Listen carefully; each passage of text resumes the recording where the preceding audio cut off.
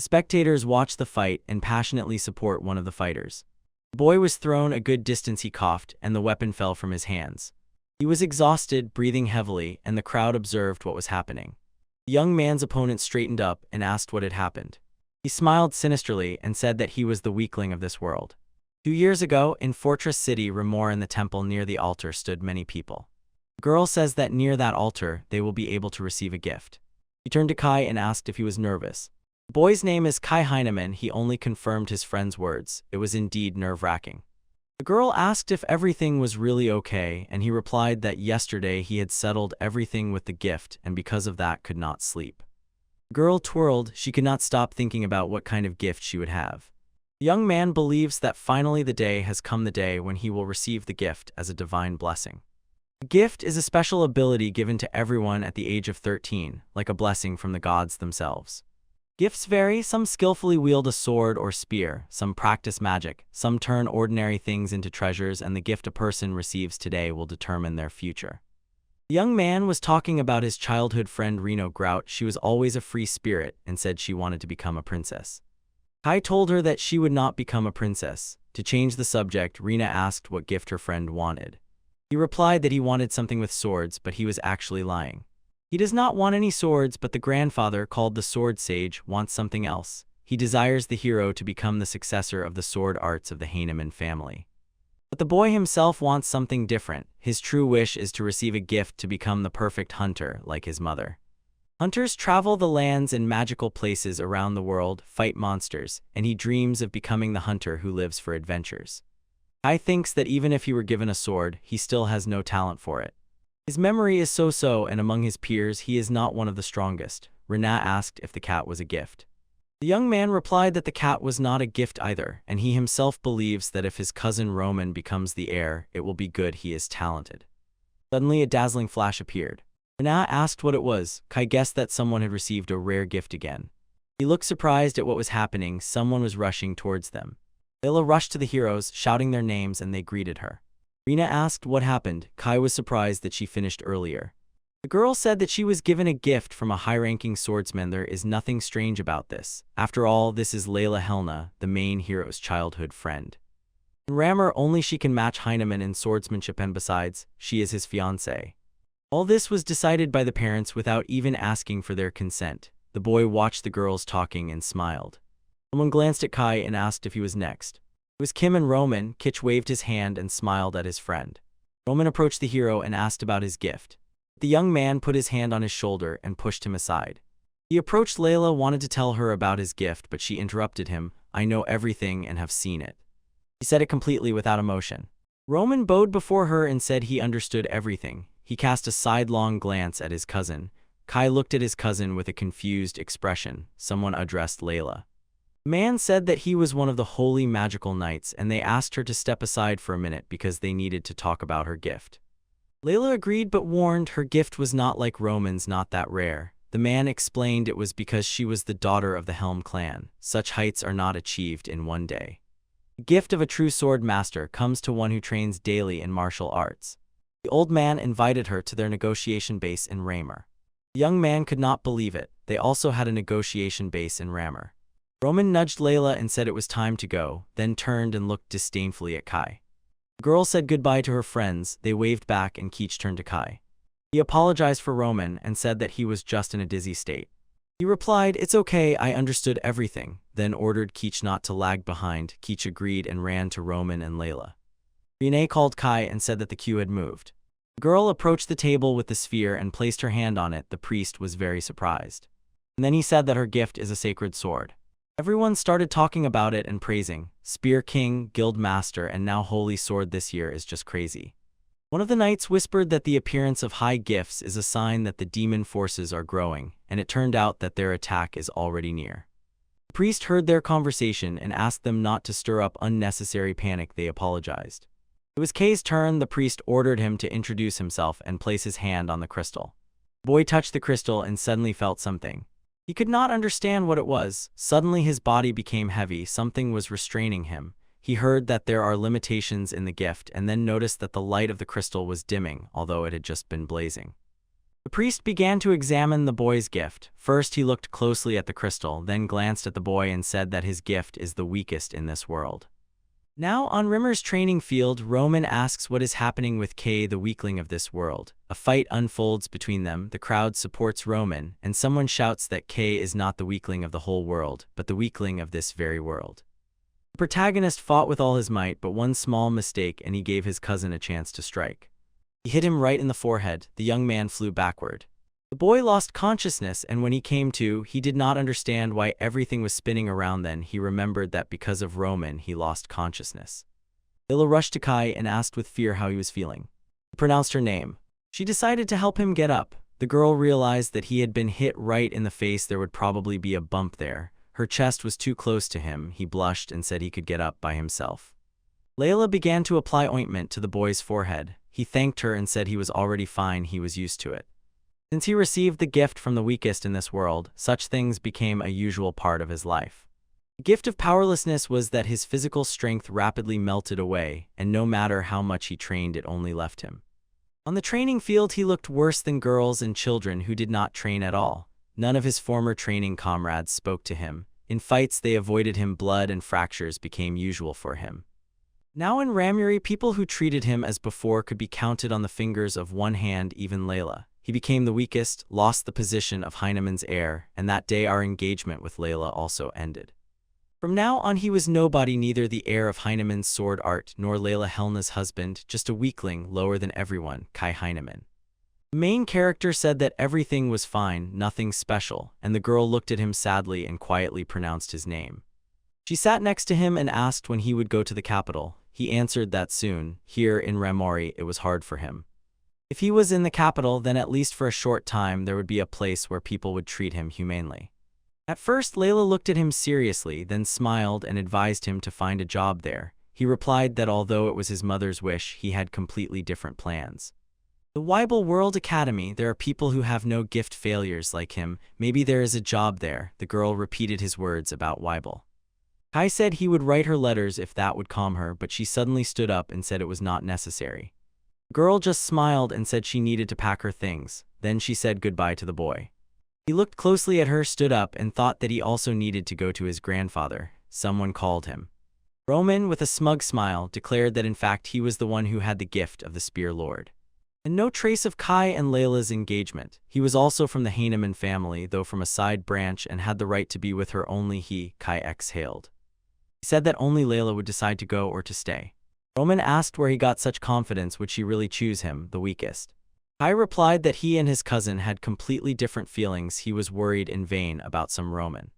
It was a boy from the arena. He told him to stop talking to the weakest and quickly return. Training needed to continue.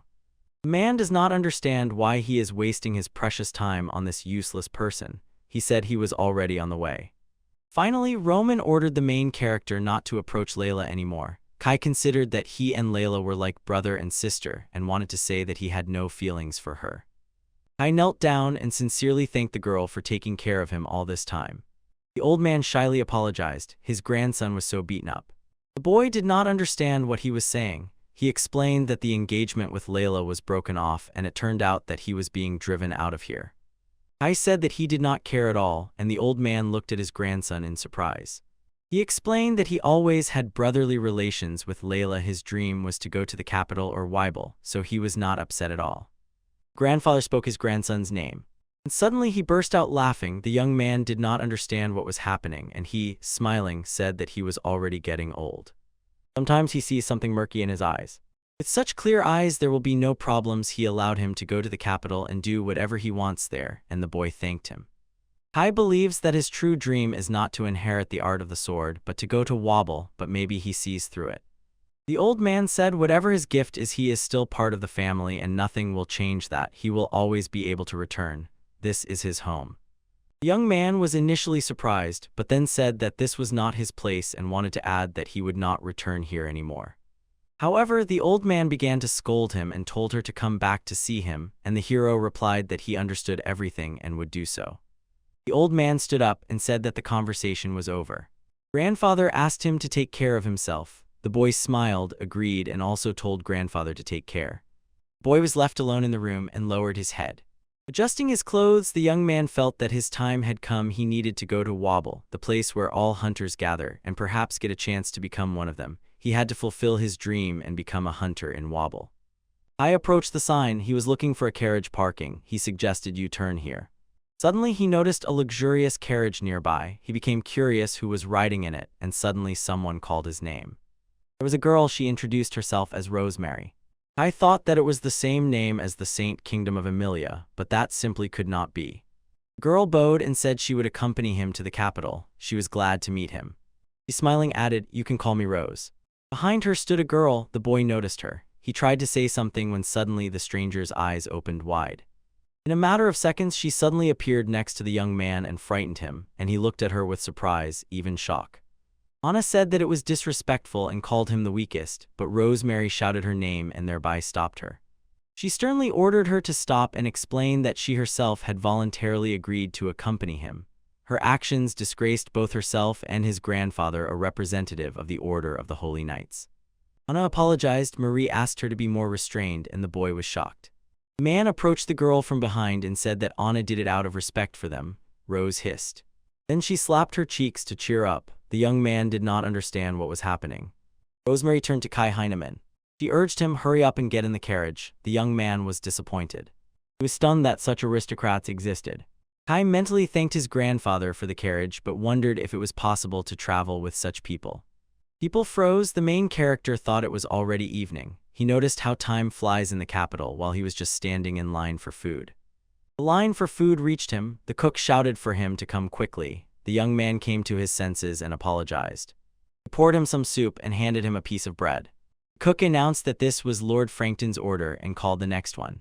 Kai remembered his grandfather's words that he himself pays for the trip and thought that some special fee is charged for it. The young man was walking past the man when he suddenly elbowed him.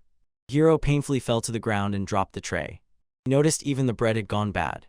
He turned sharply, ready to vent his indignation, but suddenly the man asked what that young man was doing. The man asked why he was pushing him. The young man tried to object, but the man did not listen and began kicking him. He said he could get hurt, but he kept mocking that boy. Others saw it but pretended not to notice until someone shouted at him, "Stop." It was Anna. The stranger recognized her. He asked her what she was planning, whether she was really protecting him. She replied that no, she was not protecting him, but for Mrs. Rose, having him as a guest was a real reward. Suddenly they heard something and involuntarily turned their heads toward the sound. There stood a man with a huge sword. He asked what the noise was about. The stranger who mocked Kai hissed and left, saying he was very hungry. The protagonist turned around to thank Anya, but she was already walking away. She turned her head and said angrily that if it weren't for the order, she wouldn't have covered him, and then advised him to return quickly. The girl was walking toward that man. She greeted him. He responded with a brief nod. Then he approached Kai and noticed that the locals were causing trouble again. "This man's name is Arnold." He turned to Kai and apologized. He bowed and said that the rudeness of his people was his fault. He apologized again, and the boy asked him to stop. He explained that it happens all the time. In the capital, people think as if he was given the gift of being a complete failure. He has no choice, and he is already used to it. The man seemed not to believe his own words. Then he straightened up and gave his name. He offered to go to his tent and eat something, and the young man replied that it would be too much. They approached the tent. Arnold asked the chief if he had heard anything. He replied, "This is Lord Frankton's order." Arnold did not want to hear anything. He grabbed him by the collar and sternly ordered to bring his food here. The man got scared and ordered his servants to serve Kai's portion as soon as possible, and Arnold exhaled, realizing what was happening.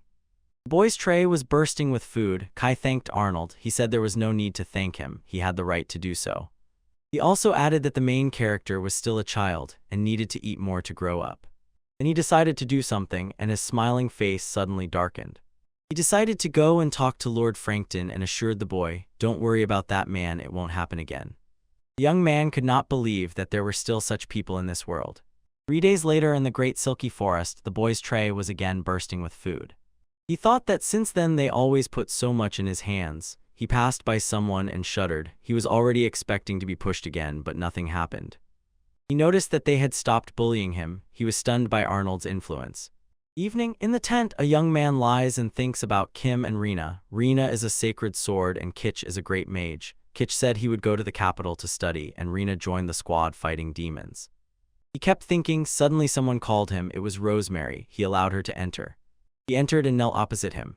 Kai could not understand why Rose came to him specifically. Honestly, it was a bad idea. If someone saw her, they would start hating him again. He wanted to ask her what was going on, but she interrupted him and apologized. The boy froze in surprise. Rose said she heard from Era what those knights did to him, and Kai asked her not to worry. What happened happened.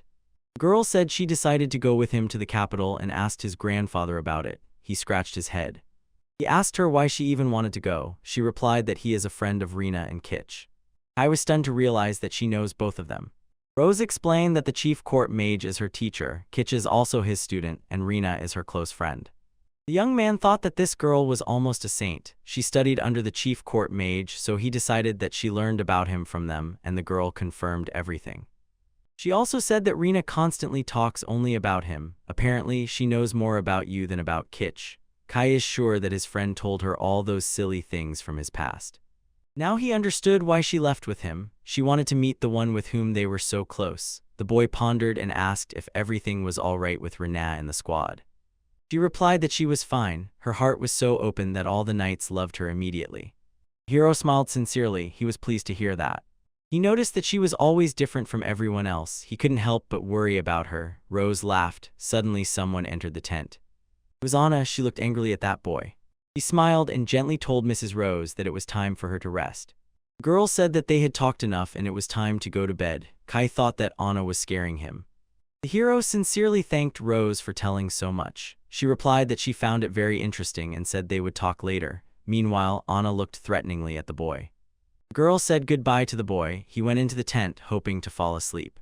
Still, Arnold came to him. He apologized for being so late. The hero asked what had happened. He replied that it was nothing important, he just wanted to say thank you, and the young man did not understand what he was being thanked for. The man sincerely thanked him for after everything that had happened, talking to Rose. She said she was able to speak openly with him and he was incredibly glad about it.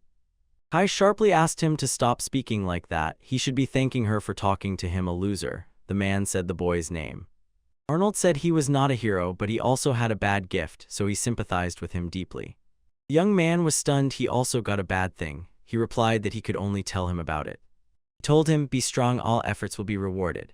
At the same time, in the mountains, in the middle of the Silka forest, two men stand. Their gazes fell on Lord Frankton. He asked how they were doing, and they replied that everything was wonderful. They are fully ready for battle. They have the Empire's elite squad, the siege of the Black Panthers and Ogres. Now that there are two of them, not even a rat will run past. The man said the squad was under the command of Lord Enz. He had heard many rumors about them, but replied that he did not like baseless gossip and immediately asked about the princess. The Lord replied that Princess Rosa spoke with a worthless traitor. Now she is resting, and then they will make a fuss, separate the knight captain and the princess, and get to their plan. If Princess Rose is removed, the next claimant to the throne will be Prince Gilbert, who is supported by the Lord. The young man said that the Empire's soldiers would not even think of betraying the royal family they serve. Lord Frankton guessed what Lord Zignal meant by calling them shameless. Lord Zignal replied that he could have said so, but it would have been rude of him, so he apologized. The old man shouted that they knew nothing about them. It was outrageous. He should have taken back his words. Zignal noted that they still want to buy it. He replied that she is not wanted to be bought, only to be given in marriage. Another man asks Zignal to be quiet. Lord Enz apologized for his companion and explained that Tal was irritated. They are on foreign land after all. The old man said that everyone is on edge. There is no point in fighting now, so he decided to leave, and before leaving added that he counts on Lord Zignal and that's all. Soon the time will come, the time to drive the princess out of the country. With him is the best fighting force of the Glitnir Empire, 2 of the 6 commanders. They definitely will not lose. This irritating Princess Rosa will never become queen. If that happens, the aristocratic order will be destroyed to its very foundations. He must protect the aristocracy, a family with a long history of service to the royal court for a great cause. Such are the Franktons. Looking at the moon, the man said that he is loyal to Prince Gilbert. I decided to go to the toilet before going to sleep. He was walking and thinking that maybe he hadn't gone far from the tent, but suddenly someone would see him. He still couldn't find the right place until he noticed some bush. When he got there, he saw someone reading some spell and summoning someone. They looked at each other. The main character was very scared, did not understand what it was. Why was there a man here in the middle of the forest at night? It seemed he was not with them, and Kai asked if this man really lived here. The stranger replied that there is no such information and said that this can be considered a coincidence. Then it won't interfere with the plan, we can have a little fun. The man smiled slyly and something pierced the main character. The stranger guessed that the boy wanted to run away, told him to run with all his might, and snapped his fingers. Suddenly, as if from nowhere, various demons appeared. Kai Heinemann lunged forward, breathing heavily. He could not get rid of the thoughts. What was that? Who was that man? Why did he suddenly send monsters at him? Why did he want to take his life? After all, he had done nothing to that man. He did not understand why it was him. The boy cannot breathe, his heart hurts, his head is spinning, his legs are already buckling. Why are they so slow at such an important moment? He asks for the heat to at least ease a little. Kai already hears their footsteps behind him. If they catch up to him, it's the end, but he still needs to get to Wobble and become a hunter, and he doesn't want such an ending. The young man does not understand why this keeps happening to him again and again, all because of that gift, the gift of the weakest in this world. It was like this in Rammer, in the carriage, and here, in the camp. Everything repeats again and again, and it is this very gift that makes everything go awry. He believed it would be better if he were given the gift of the swordsman and at the same time remained a hunter. Then he could stay in Ramor, become the heir to Heinemann's swordsmanship, marry Layla, see Rena and Kaich, live a simple life and be an ordinary person. Could his life really end in this abandoned forest because of monsters? It would have been better if that gift never existed at all. The young man rushed to the waterfall. He realized that he had nowhere to go. Could it really all end just like this here? Suddenly he saw a bright light right in the waterfall.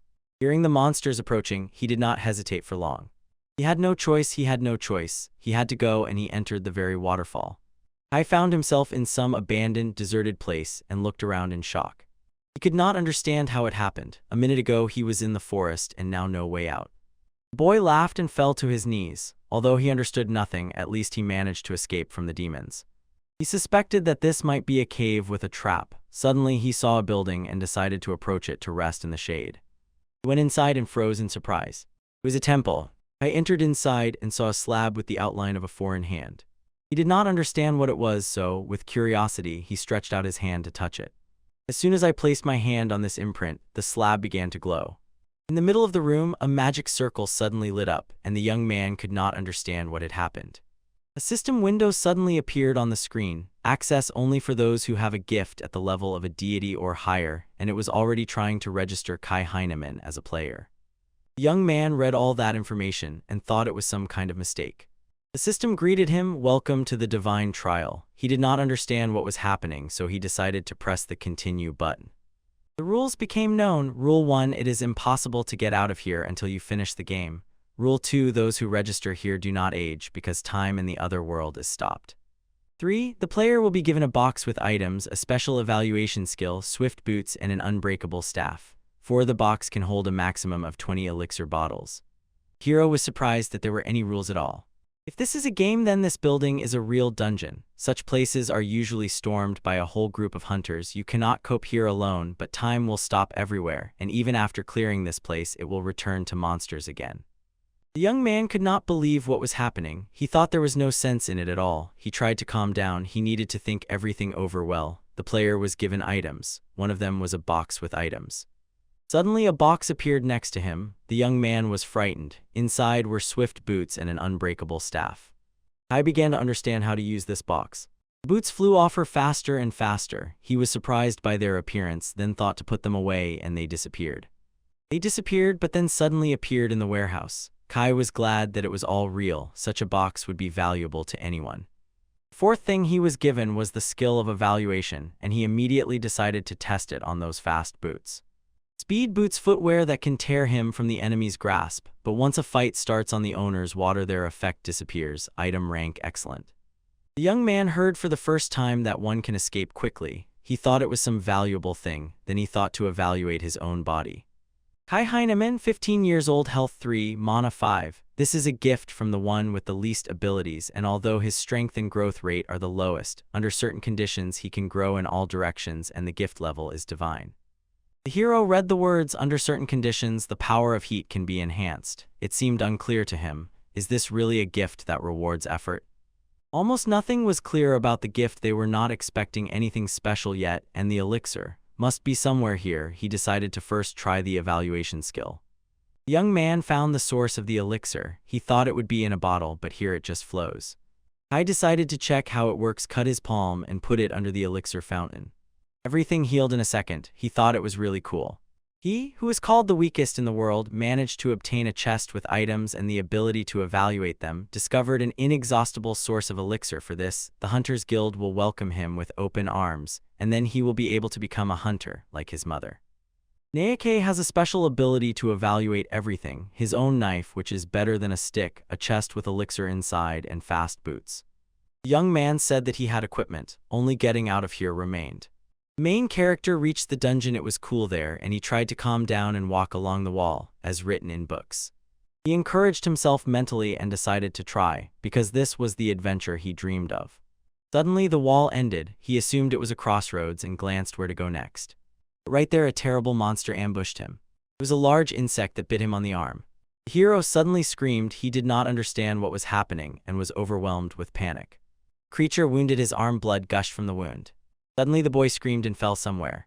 The next moment he found himself near the source of the elixir. He lowered his mangled hands and head down there. He did not understand where he was, then remembered that his mother was calling him and he needed to go to the capital. He traveled for a week in a cart, ended up in a camp, and talked with Rose. Just as he stepped out of the tent, a man with red hair suddenly attacked him. Here the young man regained consciousness and emerged from the fountain. He began coughing and looking around. He noticed the source of the elixir and remembered how a huge grasshopper tore off his arm. Then he recalled his wounded right arm. Kai looked at his hand and froze in surprise. There was no trace of the injury left, and he laughed.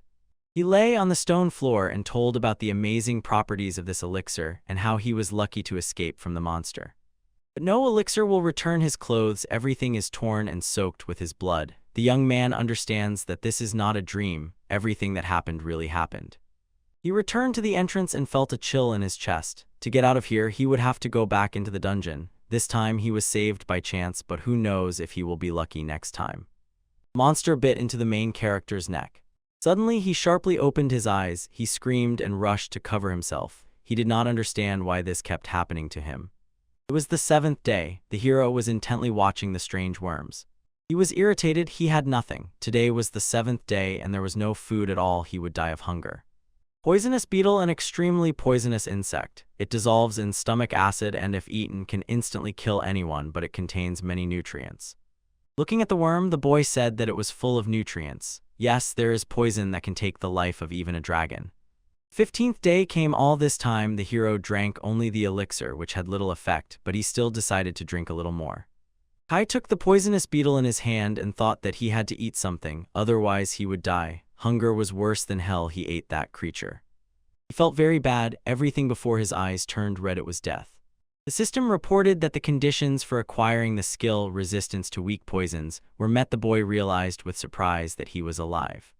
Skill resistance to weak poisons, acquired if survived after eating a poisonous creature. To increase the rank, survive even after eating 100 creatures containing 100 lethal doses of poison each. I was glad that the elixir worked, but his condition was ruined. He got up, his head hurt, and the hero headed to the source of the elixir. After drinking the elixir, his headache immediately disappeared. The elixir helped him a lot, and the young man felt as if he had eaten enough. From now on there would be no problems with food, although it was strange to eat only beetles. The 100th day came. The boy raised his skill of resisting wheat poison to an intermediate level. Kai was happy. No matter how many insects he ate, it would not kill him, but is this really a reason for joy? After a year, Kai trains. His head is spinning, but he decides to just continue learning fencing. 10 years have passed and Kai does not stop thinking about how these years flew by. He wonders how the others are doing, but again remembers that time has stopped. 40 years have passed. He stands with a stick in his hands and prepares for battle. He says today's opponent is Roman. The hero rushed into the attack. Roman managed to repel it. They do not cease, they keep fighting. Next moment, Kai knocked the stick out of Roman's hands. The hero said, "Finally, I will be able to defeat Roman." Exhaling, the young man announced that the imaginary duel for today was over, and thanked Roman.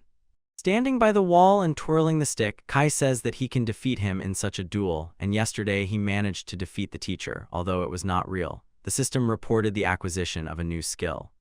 Skill, sword control, beginner level. The beginning of fencing. Training with the sword slightly improves his characteristics. The condition for acquiring the skill is to simulate sword duels for about 12 hours daily for 40 years, and the young man hopes that imaginary fights will suffice. 800 years have passed. The young hero prepares to fight legendary heroes of the kingdom. A swordsman who controls swords as if they were his own limbs. 2 swordsmen Grem, the strongest elf who combines sword and magic. Swordman Sherba, Ashbin, emperor of the Gleitnir Empire, who is called the Old Sword. Kai decided to try fighting with such people. After 1,500 years, the main hero shouted to the legendary heroes that this was too easy for him. He shouted to Grem, Sherba, and Ashbin, attack simultaneously. 3,000 years passed since the beginning of the game, and the hero decided to start a fight with someone he stood with a stick in his hands. He defeated all his opponents. Only he remained. The hero surpassed even the Holy Sword. Now he is the strongest swordsman in this world. Sword control is the highest level. Strongest enemy of imagination is Kai Heinemann. The hero suddenly rushed to attack himself. Real Kai is simply delighted. This is a crazy fight. The hero raised the stick and said that this was not enough. He struck his imaginary opponent. In the next moment, he cut off his head. The main hero loudly announced that Kai Heinemann is ready. The young man acquired the skill Sword Control, the highest level. The hero says that the highest rank Kaya was defeated. Now he wields the sword at the highest level. He pulled out a box with things and decided to snack on a few bugs. His skill in absorbing poison is the highest level. The boy believes he ended up here because he ate only insects, anything better than nothing. Exhaling, the hero realized it was time to go, and so much time had already passed. Walking through the dungeon, the hero feels a familiar smell and coolness and cannot resist. Starting a career as a fencer, swinging a stick, he never stopped thinking about how to return here. He completely forgot that it once seemed funny to him. Before him again stood the same monster that attacked him the first time. The young man noticed that this creature was still here. It had been in this place for all 3,000 years. The protagonist looked at the monster before him and thought that this was the highest level. He knew nothing except the name. The enemy was called Grasshopper, and its health, magic resistance, endurance, magic, strength, and intellect were unknown. The unknown enemy was very interesting. With a crooked smile, he again spoke the name of his enemy and, holding a weapon in his hands, was ready at any moment to attack the monster before him. The main hero said that this monster would show him the way, after which the monster suddenly rushed straight at him. The grasshopper, seeing this, began to shout loudly at him. After that, the monster decided to attack Kai. It swung its paw and struck right next to the hero, who turned his head aside, looked at it, and said, "Sorry, that was too straightforward and slow." It was clear that the grasshopper got angry, especially after Kai hit it with his weapon right in the face. The monster instantly swung its huge hind leg, and Kai, surprised, exclaimed that it also fights with its legs. Kai put his weapon in front of him for the next attack of the grasshopper. The blow was deflected. He was not injured, but the monster did not stop, and Kai sighed deeply. The main hero told it that it was a real grasshopper because it did such things. He stared intently at the monster before him, tightly gripping the weapon in his hands. Kai closed his eyes and said that he would be sorry to use this technique on the grasshopper, but well, let it be. He would show it everything he could. The main hero used the sword control skill, its first form, Deathline. At that moment, the monster did not understand what was happening and only watched intently. The grasshopper looked seriously ahead. It made some incomprehensible sound, and in a moment its head split into 2 parts. The hero dealt several more blows to the monster, then dropped to one knee, pressing it to the floor, and the enemy crumbled into pieces. Soon Kai stood up, shook blood off his weapon. Behind him lay the fallen enemy. He looked over his shoulder at it, and on his cheek were traces of the grasshopper's blood. The main hero looked at the pieces of the monster scattered on the ground and thought that it was boring, turning back to his opponent. At that moment, Kai received a message. His stats increased: strength, endurance, intellect, and luck by 0 each, and he thought that this is how his indicators improve in battles with the enemy. Having studied the information he received, he looked again at the monster, more precisely at what was left of it, and there was not even a smile on the main hero's face. On the contrary, he was clearly dissatisfied. I thought they would crumble from a single touch, so it was better to always keep the sword at hand. It was then that he underwent a divine trial in the farthest corner of space. The main hero looked around. It was way too spacious here. There was an incredible amount of space, and each level became wider. I glanced at the system window and saw that there were almost no poisonous beetles left in this zone, only 12. Then the main hero looked aside and saw a whirlwind of movement before him. He thought, since he was here, could he really lift it immediately? Kai lowered his gaze to the floor. There was neither joy nor sadness on his face. He only spoke boldly and then descended to the monster. The main hero looked at the remains of the fallen enemies and wondered if he would have to eat them, and said that it was truly disgusting. Then the main hero went deeper into the dungeon, descended the stairs, and when he reached the platform, his mouth and eyes opened wide in amazement. Before him hovered a deadly hornet, huge, with a long stinger and seemingly clad in metal armor on its shoulders and head, floating in the air above the ground. The system issued a message. The player descended to level -10. Confirmation came instantly. The first trial begins a battle with the killer hornet. The main hero smiled excitedly. He thought that a strong opponent was prepared for every 10 levels, and he could no longer wait for this battle. Kai closed his eyes, took the sword in his hands, and thought that the grasshopper was already annoying him when suddenly the long-awaited enemy appeared before him. The main hero opened his eyes, a broad smile blossomed on his face, and he managed to say that now they would fight, but he did not finish speaking. Kai saw how the enemy suddenly vanished into thin air before him. He exclaimed in surprise, and instantly a strong gust of wind rushed past his face. He felt powerful streams of energy, and behind him a bright flash of light burst out. As it turned out, this deadly hornet attacked him. The strike tore his arm to shreds from shoulder to elbow. There was a huge hole there. The main character instantly looked at his arm and thought with horror that his left arm was in terrible condition. Pieces of flesh were sticking out and blood was pouring like a fountain. At first, Kai looked at it in shock. He couldn't believe it. Then his face twisted into an expectant grimace and he said that everything was fine, nothing terrible had happened. The main character said that he was wounded only on one side. He didn't care at all, and the fact that he had an invisible enemy was simply wonderful. This monster really deserved to be killed by him. Kai froze in tension before the hornet, clutching the weapon in his hand. The monster initially also stood opposite and looked at him. After that, Kai decided to attack it. The hero noticed how the hornet dissolved into thin air again, instantly grasping his skills. He escaped from under the enemy's direct attack. Kai said that the monster was really fast, but it only struck in a straight line, after which he asked it if that was really all it was capable of. And the main character also told him, before a sharp movement, you need to freeze in place for a while, and it seemed that with this he was asking not to be touched. At that moment, the hornet's body suddenly began to change. The stinger began to separate from the body. Kai wondered, was there really something inside this creature? When the stinger detached, a small hole was visible in the body. Then the hornet lunged at the main character. Some unknown liquid flowed from the lower part of its body, and Kai froze in place and just watched all this. The main character pondered whether it was a flying device or poison, after which he said that everything was clear to him, placed the sword in front of himself, hoping to be able to fend off the attack. Kai closed his eyes and activated the third form of his swordsmanship skill, Moon Mirror, after which he suddenly opened them. The liquid that the hornet system emitted seemed to begin enveloping his weapon, bypassing the hero himself. Kai smiled. A barely noticeable satisfaction appeared on his face. He thought that flying would bring him nothing. Then the main character declared that the hornet deserved a response. He swung his weapon at the monster, and it seemed as if those streams of liquid instantly stopped. As it turned out, using his power, he directed that very liquid straight at the hornet. It began to corrode its body, and the monster itself roared in pain. The hornet continued to emit some indistinct sounds, and the main character wondered, was it really dissolved poison, and if so, why did it not affect him? But at that moment, something went wrong. Kai's eyes opened wide. He even opened his mouth in surprise. He thought the hornet was poisoned, but in reality, it seemed to become bigger and stronger and at the same time screamed loudly. The main character wondered if the monster was still holding on, although it was just a beetle. It seemed to him that the enemy had pride, and this was great news that made Kai happy. After that, the main character again turned to his swordsmanship art. Now he activated the second form called Speed Lightning. With this skill, he pierced a huge hole in the body of the hornet as if he punched it through, creating a giant hole right in the center. The hero said that he was also a fighter and would respond with the fastest sword technique, and at that moment he turned and locked eyes with his enemy. Kai said that he should lie down, and it sounded like an order. Hornet was completely destroyed. He, like the previous enemy, was cut to pieces by the sword. Here the main hero saw a system message. The deadly hornet was defeated, the first trial passed, and this would give him a special advantage. The main hero was stunned by the message. He could not comprehend what these special advantages were. He looked ahead, eyes wide open. Right before his eyes on the floor appeared a huge box, and he asked if it was a treasure chest. It was quite large and had a keyhole in front.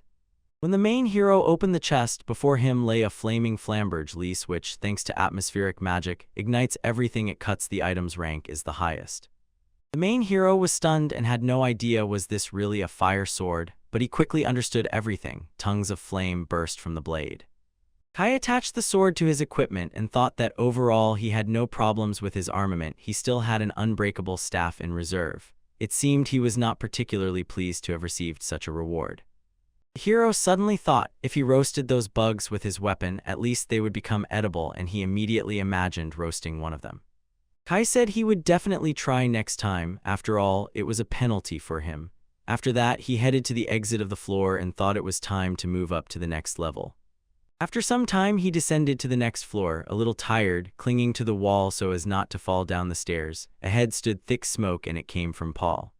The main hero looked closer and realized that the entire floor was covered with lava. That's why it was so hellishly hot here.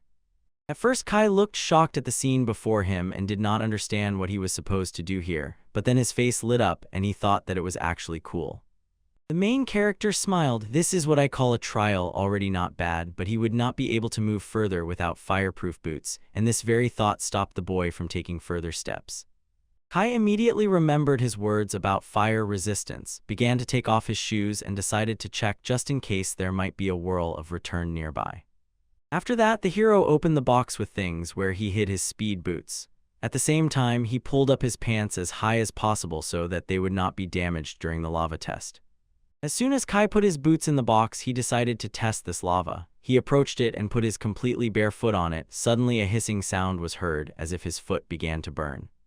The main character closed his eyes to make the sensations sharper, but after a moment, he immediately lifted his foot and shouted that it was very hot. The sole was very red.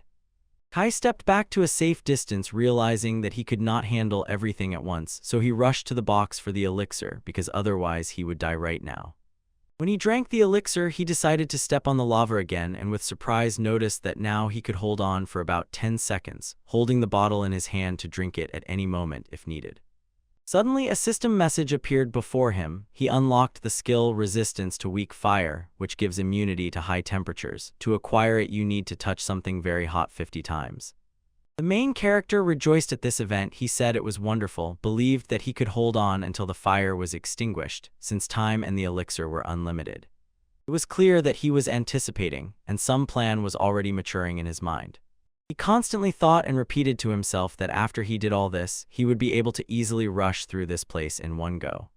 After that, he began to pass levels, learned to absorb fire, then breathe underwater, and in the light zone his eyes began to go blind, and so he rose from the 11th to the 300th level. At the 300th level, he suddenly gained a bunch of skills: heat resistance, heat absorption, frost resistance, ice absorption, dust protection, dust absorption, trap avoidance, trap recognition, trap creation, and the ability to breathe underwater. It was clear the hero was already terribly tired of all this. He looked out the system window and thought that, it seemed, he had acquired all the endurance skills. He took off his glove and began wiping his face completely soaked with sweat. He sighed deeply several times and said he had to keep going. Suddenly it dawned on him he didn't even realize which glove he was holding. It actually belonged to Thunderbeast, and Werseh was wiping himself with it instead of a towel. After some time, the main character found himself in some room. Something unknown was dripping somewhere. There were no stairs down, but the passage was open. When he looked through it, an arena appeared in the distance, and on it stood a monster, the king of storm tigers. He was huge, lightning flashed from his body and head, and he roared loudly. The main character thought this was the final trial of the upper levels, but the voice said that the fight with the king of the thunder tiger was starting right now, and he was terribly tired at the same time. The monster instantly lunged at Kai, its paw barely touching his throat and face, but Kai managed to use his sword and, thanks to it, swiftly cut the tiger to pieces. It seemed very easy.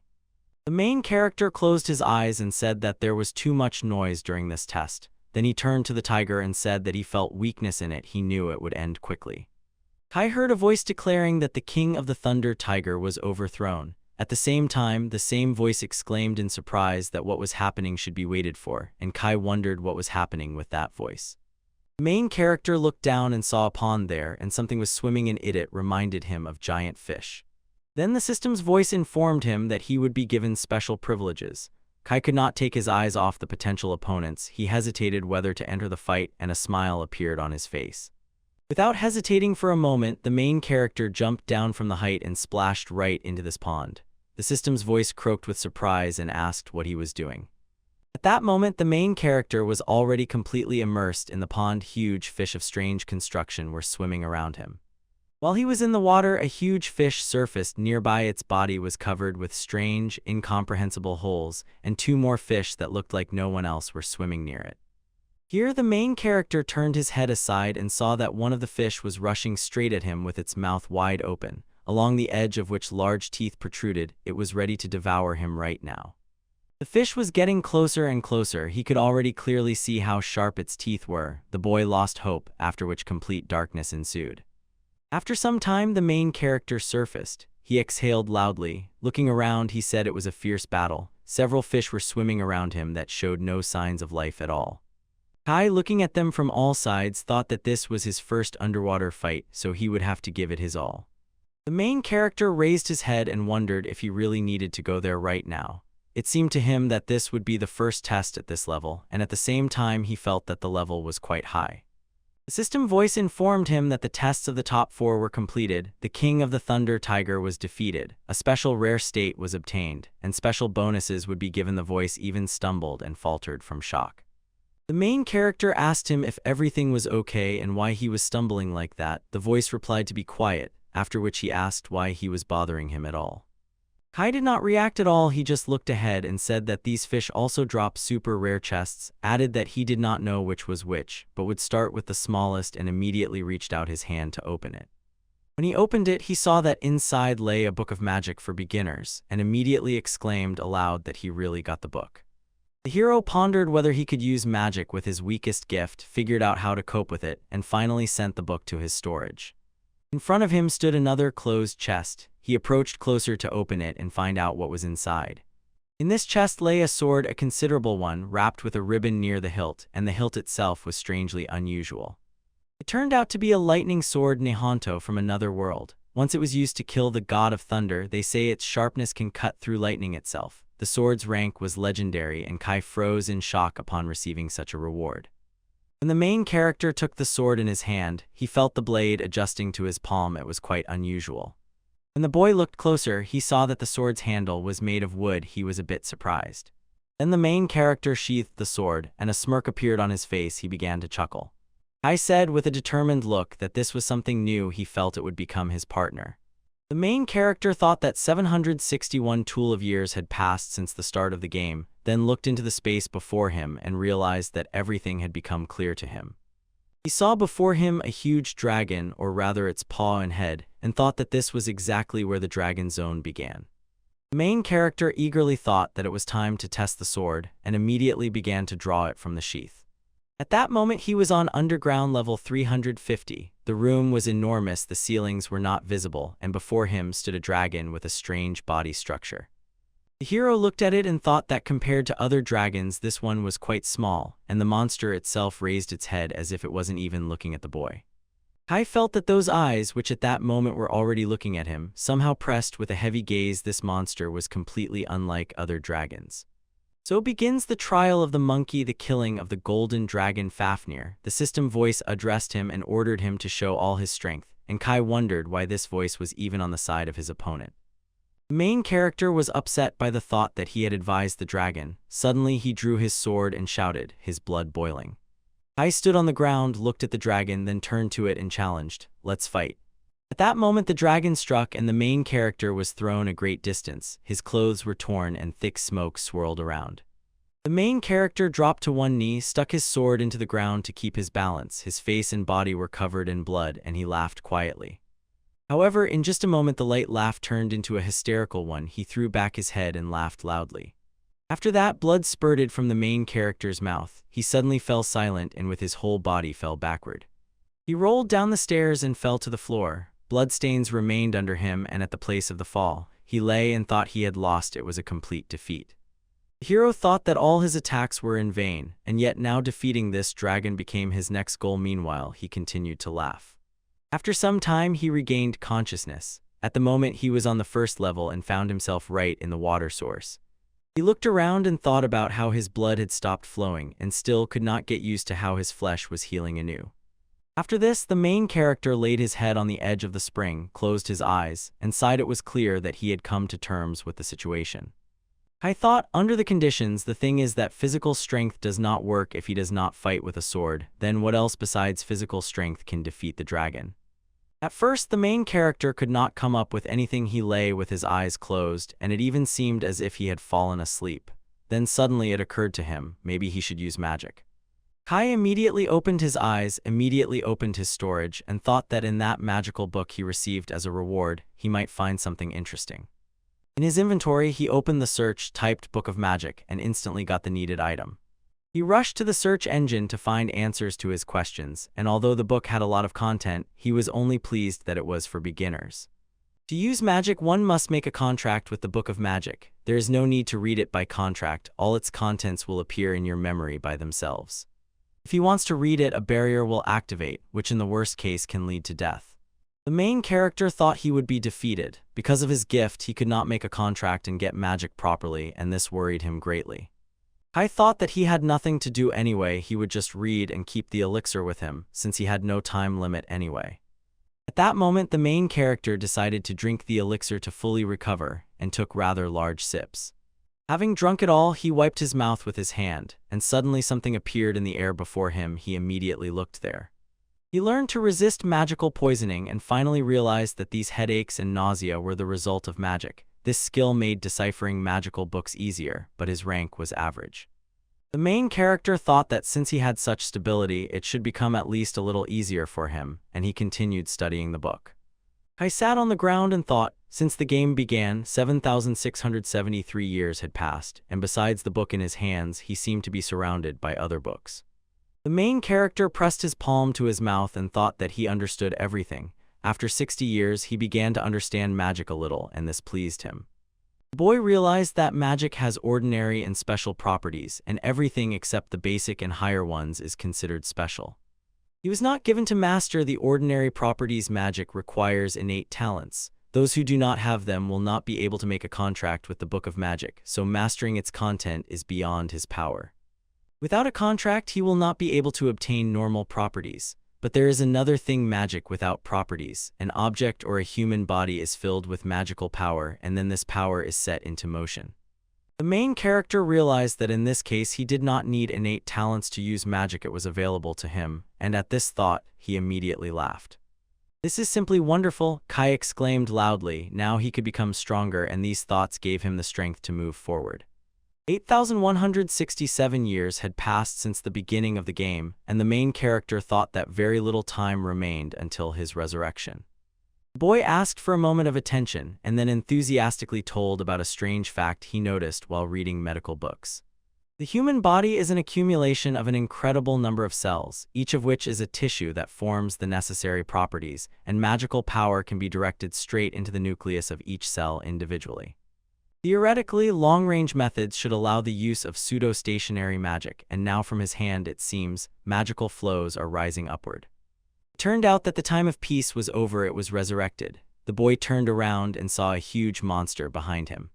He smiled and said that fortunately monsters need time to recharge. He apologized to it and added that the enemy had become another toy that could be beaten. As if hearing him, the dragon tensed and released a huge stream of fire from its mouth, and at that moment the protagonist put his hand forward to block the attack. The boy with an impassive face said that he wanted to use the skill of body strengthening through unnatural magic, the power of Vajra. He used this skill, and it was as if the entire monster's attack passed by him without causing any harm. The main character looked at his hand in front of him and thought that the monster's breath no longer caused him wounds, so there was no need to use super regeneration. The boy rejoiced at this news. It was wonderful, so he had to move on. He drew a sword from its sheath. It turned out to be a flaming sword. The main character clenched it in his hands and activated the magical skill Enhanced Weapon, Magical Weapon. He combined magic and weapon at the molecular level. Now the sword literally became magic and could strike. The main character told the monster that he was a little sorry, but it was about to receive a strike of maximum blade power. His opponent probably did not understand what he was talking about. Then the main character swung the sword and shouted that the fight was starting. He was ready to launch an attack. The main character struck the dragon with the sword, and thanks to this, cut off half of its head. The enemy was clearly defeated. After the strike, he lowered his sword and raised his eyes to the opponent. At first surprise flashed in his gaze, and then sadness settled there. I thought that the upper part of the monster had simply evaporated. Now even Fafnir was no match for him. Research magic. The divine eye, a magical gift that allows tracking every creature and every object within a radius of 500 miles. The heroes saw that behind the wall in the dungeon 2 people appeared, but they were clearly weaker than the previous one. Kai decided that it was not worth spending magic on them, so he began to act differently. 3 stones appeared in his palm, one of which exploded in the air. 11,065 years had passed since the start of the game, and the main hero repeatedly dealt with enemies again and again. He defeated the opponent once again, and the system voice exploded in the air, announcing that he was granted the skill Perfect Mastery of throwing Kiryu. The main hero said that his ranged attacks were gradually becoming perfect, and he was given the title Dragon Slayer. The boy said that he had done everything he could, so now he only had to rely on fate, and headed to the exit of the level. His name is Kai Heinemann. He is 15, but his age is frozen. His gift has the weakest rank in the world, Divine, Health 9,000, Mana 8,000, title Dragon Slayer, the last of the titles, and he had many skills. The main hero now stood on par with the dragon that defeated him last time. The system voice said that he was incorrigible. Fafnir was not sensitive to this, so he definitely would not lose. The main hero asked if he really thought so, after which the voice replied that then the 8th trial begins again to kill the golden dragon Fafnir. Kai said that he could not bear those eyes, how long he had waited for this day to look into them again, and at the same time he had waited a very long time for this battle. His eyes looked inflamed and bloody, and he whispered that he wanted to tear his own throat and see his fresh blood. The boy said that it was his love, that it lasted 3,500 years, that he fell in love again and again every day and almost drowned. The appearance of the main character became insane. He drew his sword and swung it to strike him. It turned out that the boy decided to break one of the barriers. Even the dragon himself did not expect this from him. From his blow, a huge hole appeared in the wall, as if a bulldozer had demolished part of it. But at that very moment, the wall began to fold back into one hole. The main character looked at this and laughed.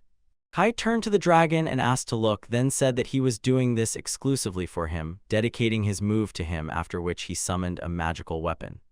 The boy asked him if he knew how his heart beats. He had been waiting for this for 3,500 years. Every day he thought only about him, about the transparent, light crystal in the twilight eyes, and about the shining golden scales. He too often longed for love and dreamed of their sweet meeting. How many times he thought he would go mad and again called the name of the dragon Fafnir. Kai asked him to show how the purest carmine blood would flow from his body and how a beautiful cry of despair would burst from his lips. He asked to see his dragon in the traces that spread across the floor and how he burns in unbearable torment. The main character turned to the dragon and said that it was time to start. He was ready to fight him and suggested doing it fairly. But to everyone's surprise, the dragon Fafnir bowed his head before the main hero and said that he surrenders. At first, the boy seemed not to understand what was happening. He froze in place. The mask of madness fell from his face and he asked what was going on, while the system voice was also in shock. The main hero shouted that it was impossible. He had not yet drawn his sword. The dragon should not joke like that. The voice agreed with him and said that Fafnir needed to do something. Kai did not calm down, insisting that his sword and the dragon's horn must clash in battle. The dragon cried and whispered that he did not want to which Kai resolutely replied, "Whether you want it or not, it has to be done." That boy declared that he had studied magic for 3,500 years to fight him, but the dragon still whimpered, and at that moment a system window appeared nearby. The voice announced that the 8th trial to kill the golden dragon was completed. Kai shouted to it not to give up either, and this time he had a special advantage. The enemy accepted defeat, unharmed. The main hero began to complain that they were doing everything wrong, saying it should not be done like that, and then asked who he was, to which he was also asked in response, "Who are you?" The system voice said that since he won, he would receive a special advantage. Kai thought that he was desperate. Suddenly, a system window popped up before him. It said that Fafnir had risen and was looking as if he wanted to be friends, and asked if he wanted the dragon to become his friend. The main hero looked at the window. The dragon stood nearby. Tears were flowing from his eyes, and when the boy turned to him, the dragon suddenly became serious.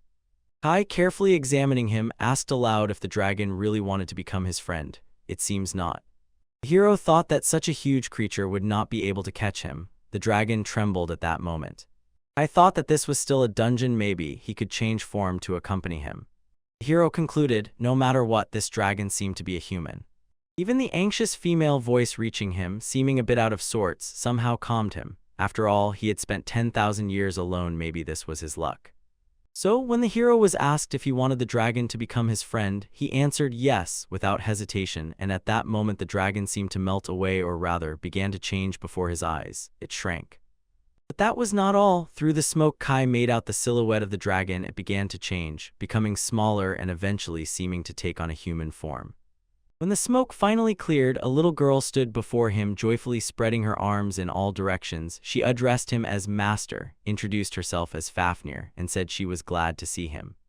The main hero froze in shock, looking at the smiling girl before him, and then only asked why the dragon seemed too small.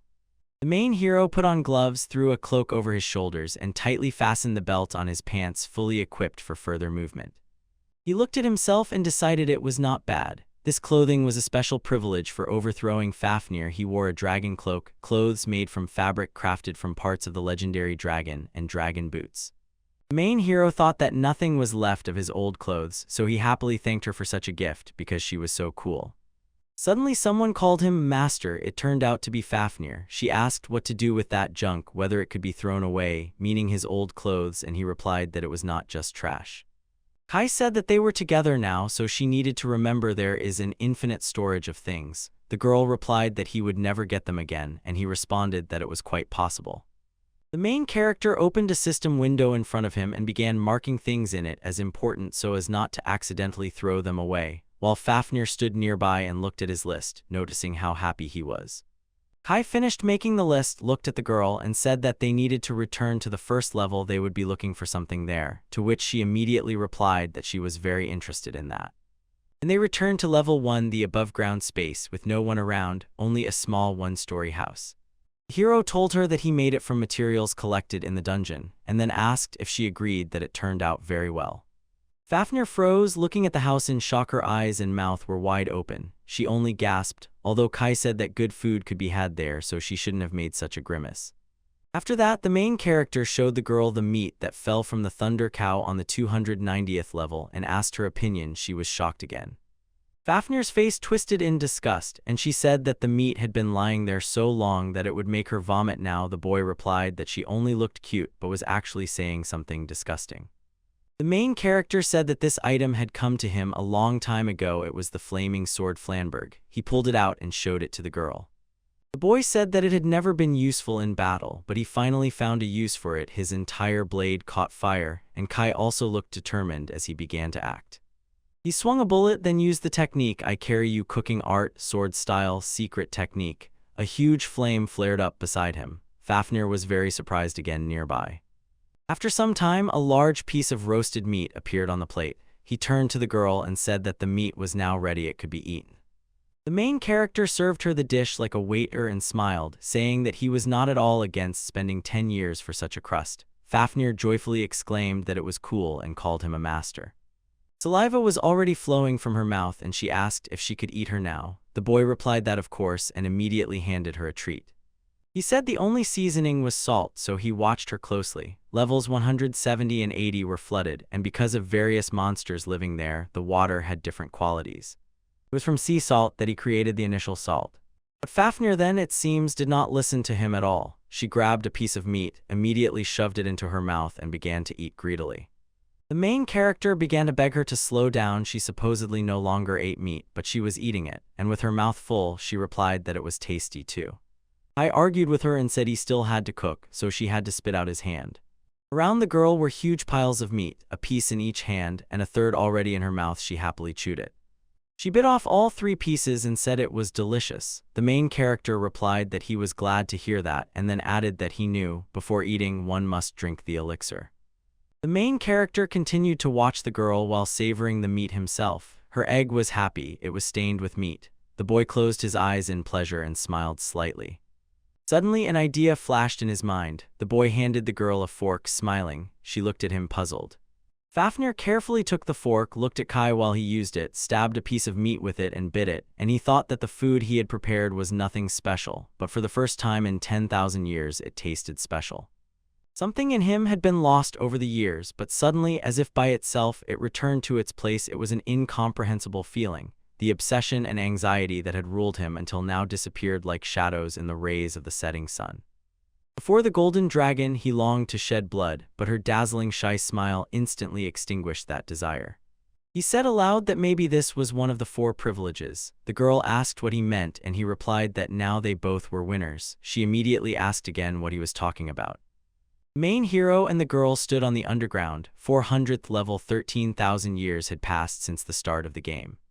In the room before them towered a huge monster. It had 1 eye, small horns on the sides of its face, fangs, and a trunk. Fafnir said that the monster's nose was incredibly long, to which he replied that he had read about it. The nose was indeed like an elephant's, and the opponent, hearing them, began to make strange sounds.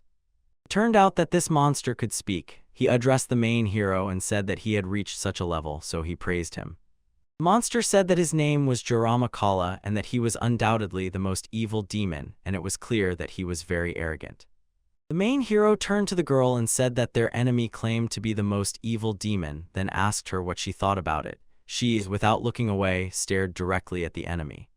After that, she turned to the boy and began rummaging in her bag. He did not understand what she was doing and asked if she really wanted a steak, to which she replied no and explained that she would eat it later. She rummaged in the bag again. After a few moments, her face became very focused. She took out the needed item. It turned out to be a glove which she put on her hand. She looked very threatening and bloodthirsty, turned to the monster and said she would take him down, but Kai immediately stopped her. The main hero cut in that she was speaking threateningly and reminded him of someone, and Fafnir smiled and said that maybe she reminded him of himself. The boy mentally decided to become like a father to her and set an example. He closed his eyes and told her to watch carefully. The hero turned to the monster, extended his hand forward. On it hung a stake mounted on a skewer, and he told the enemy that living like him was bad. After this, the boy, with boredom in his eyes, told him to surrender right now, then he would spare him and not fight him. The hero persistently said that she should obey him, then turned to the girl and said that it should be approximately like this. At that moment, the monster's single eye widened at him.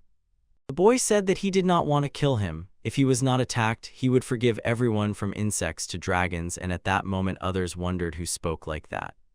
The words of the main hero clearly angered the monster. He exploded with a loud, unintelligible scream at him, but could not find words to respond. The enemy leaned toward the main hero and said that he was a very rude and bad person because the monster himself was a servant of Mara, the most powerful ruler of this world. He was the first to be smiled upon by Mara, and most likely he would later take the place of the creator among the gods.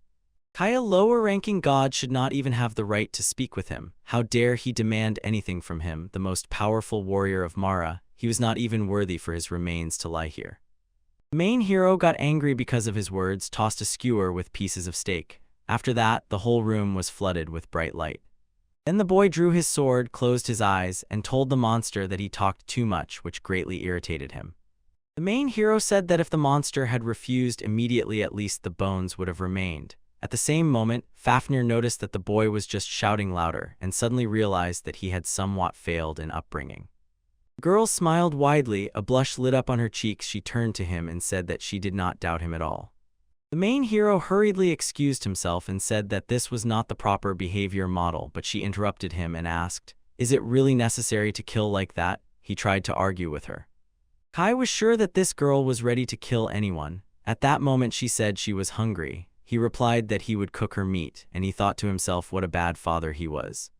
Then he pulled out the Book of Victories. It contained the souls of creatures who lost the divine trials, and thanks to this they could be summoned later, but for this a contract had to be made, after which the creatures could be called and controlled.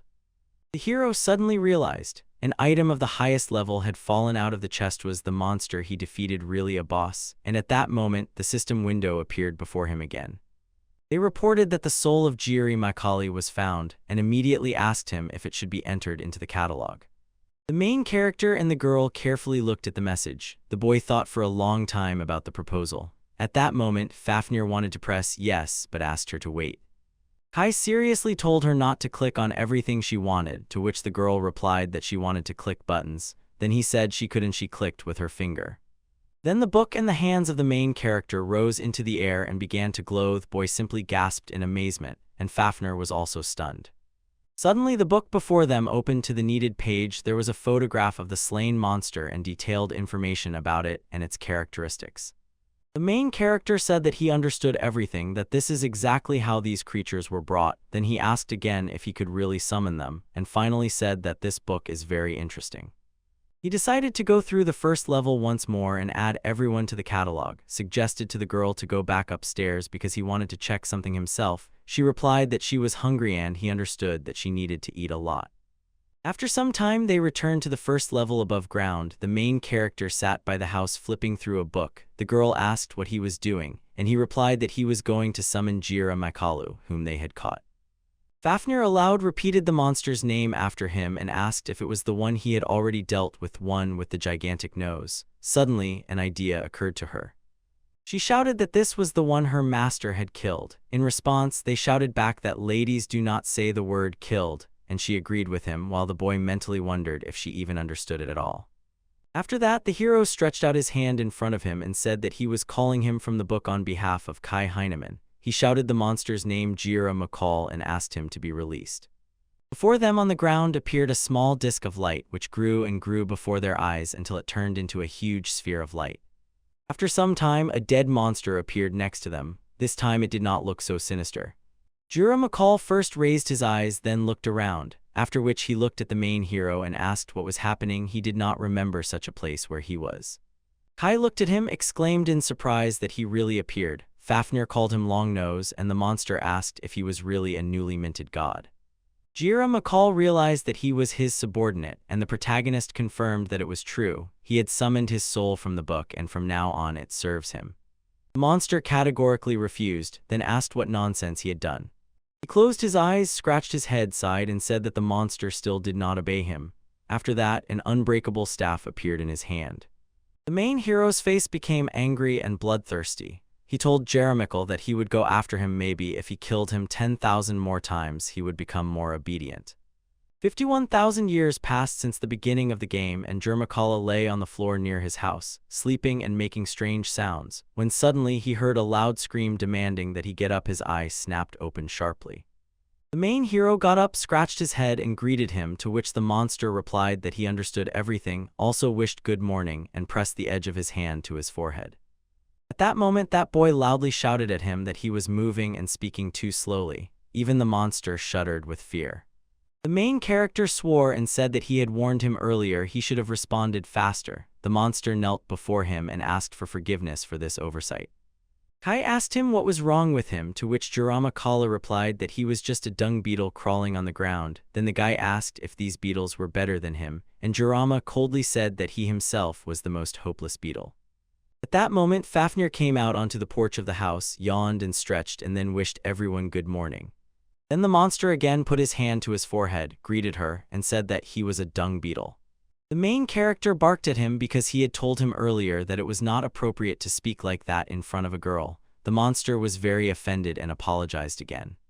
Fafnir finally came to her senses. She put her hand to her forehead, wished everyone good morning, and then called the master a dung beetle. The guy got angry because now she also called him that.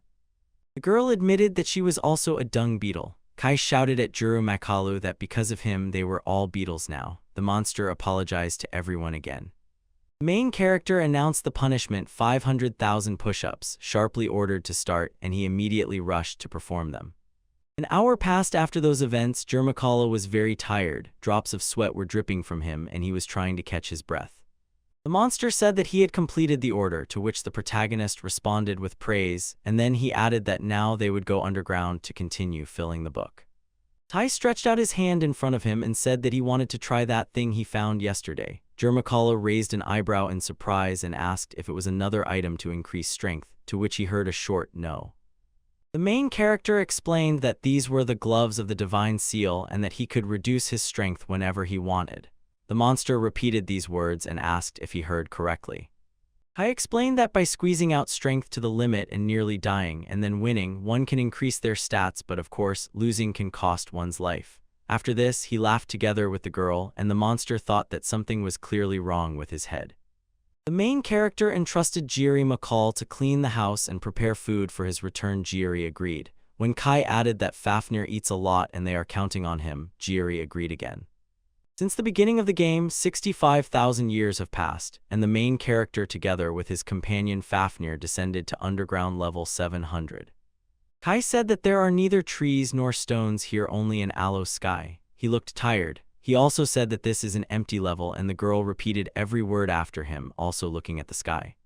Suddenly, the main character shouted that there was something in the distance. He thought that this was actually a zone with a temperature of 200 degrees and that staying here meant death. Then he realized that there really was something there and guessed that it was a boss. A huge bird appeared before them, its body completely engulfed in flames. It said that new faces had appeared before it. Could someone really have reached such a level? Its gaze was serious at the same time. The main character thought that this was very bad. The gloves weakened his ability. Now he would not be able to assess the enemy's strength. This upset him greatly. Previously, Kai could find out the rank in just one encounter, and he was troubled by the thought, could the enemy kill him? He doubted a definite answer. The higher the rank, the subtler and more imperceptible the intentions. The hero thought that if the enemy is not visible, then he is probably strong, and immediately the thought flashed maybe he should take off the gloves, but if the enemy turned out to be weak, he would waste experience in vain. The boy lowered his gaze to the girl he was thinking about and addressed her with a question. What does she think about this situation? To which Fafnir, without taking her eyes off, decided to express her opinion. The girl's saliva flowed, her eyes lit up with hunger. She said that their opponent looked incredibly appetizing, and the protagonist understood what she meant. He turned back to Fafnir and decided that she liked chicken, to which she corrected him. Chicken needs to be well fried, and Kai coldly replied that it was not about cooking, but about strength. The main character stood hands on hips and asked the girl why she was eating so much, since she was a lady, to which Fafnir replied with slight irritation in her voice that it was so tasty, while the bird meanwhile wondered what they were even talking about. The boy told her that no matter how she looked at their opponent, he was still a huge bird. She realized they were talking about her and was very surprised. She felt uneasy, got angry, and angrily asked whom Kai called a giant. He turned to the voice, got a little nervous, and tried to explain that she misunderstood everything. The hero explained that he just expressed himself that way. He asked about the ingredient, and the bird asked again, about which ingredient? This was absolutely unforgivable. What disrespect to the divine phoenix. The little bird shouted that she would never forgive that boy. It was an insult to Kamishima Phoenix. She would never forgive him. The bird got angrier, flared up even more, and even flew into the air. At that moment, Fafnir pulled out her gear. They were armored gloves. She ordered the dragon iron armor to be put on her. After that, the girl turned to the main character and said she would handle everything herself, and she only replied that she just wanted to eat the phoenix. At that moment, the voice asked if it happened again, then said that the trial to overthrow the phoenix was beginning. He thought he hadn't heard it for a long time, and the bird said it would not save them. The phoenix soared high into the sky, then fired fiery projectiles toward the main character and the girl, and ordered them to beg for forgiveness before his hellish flames. The fire approached Fafnir closer and closer. She put the glove that absorbed the flames in front of her, then threw it at the phoenix. You underestimated my armor and used the skill Earth in Heavenham. The girl was thrown high into the air, her legs pointed to the sky, and her head was turned toward her opponent, and in an unknown language she shouted something at the phoenix. After that, she changed her pose in the air, extended her hand forward, and used Lion's Strike, looking incredibly determined and ready for battle. Taka instantly delivered a single blow and she fell on her back. Fafnir put enough force into the strikes and shouted that Phoenix would receive blows again and again. After a few moments, the girl finally managed to achieve her goal. With one more strike, she cut the bird's body in half. Only after that did Fafnir finally calm down. She left the enemy alone and herself hovered in the sky, slowly descending to the ground. After some time, she loudly fell to the ground. She stretched out her hand in a glove in front of her so it wouldn't hurt. Thick smoke stood around and the floor itself was damaged from contact. He clapped his hands and said it was wonderful. Today she was able to pronounce the names of all the techniques without mistakes, and it was clear how happy and proud he was of her. A wide smile blossomed on his face, and she replied that everything was ready. Then Fafnir looked at him with eyes full of expectation, and saliva flowed from her mouth again. She addressed the master and said to prepare the food.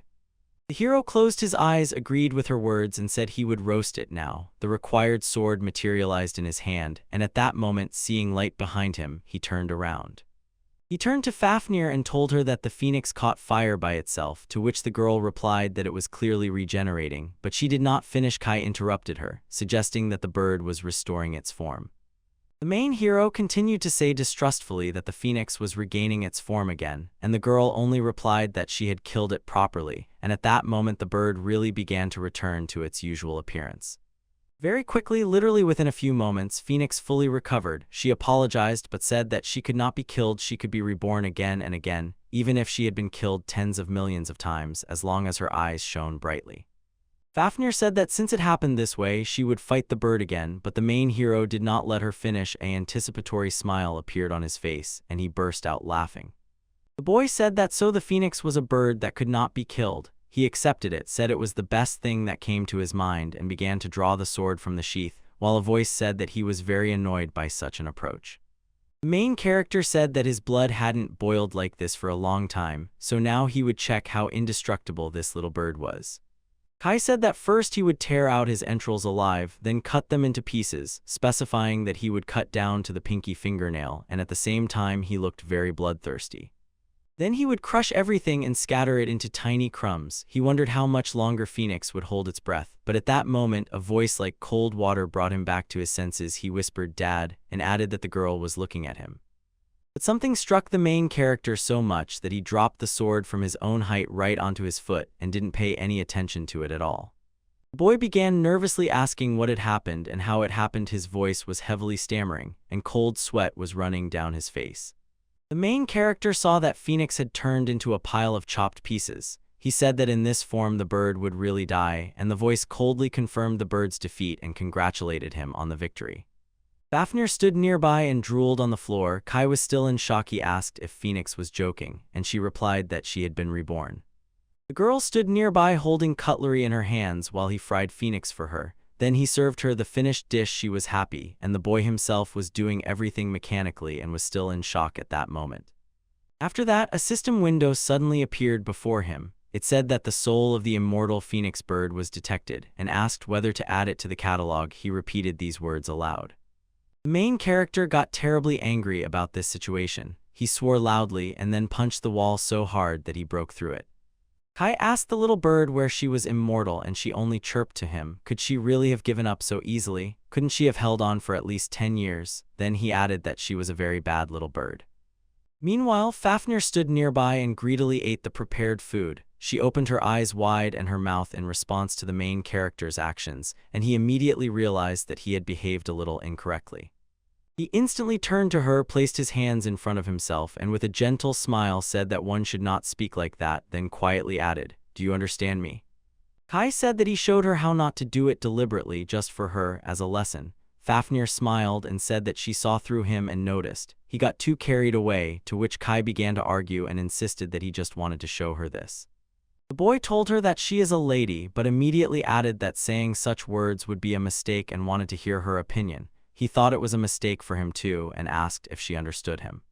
Fafnir smiled at him very sweetly and said that she understood everything, at the same time calling him a very bad master. At first they just silently looked at each other for a few seconds, and when the main character realized what she was saying, he became very nervous. Kai stroked her head and said that she was a good girl. He thought to himself that he was a bad father, asked her to go home. She agreed and said that they would return to the dung beetle.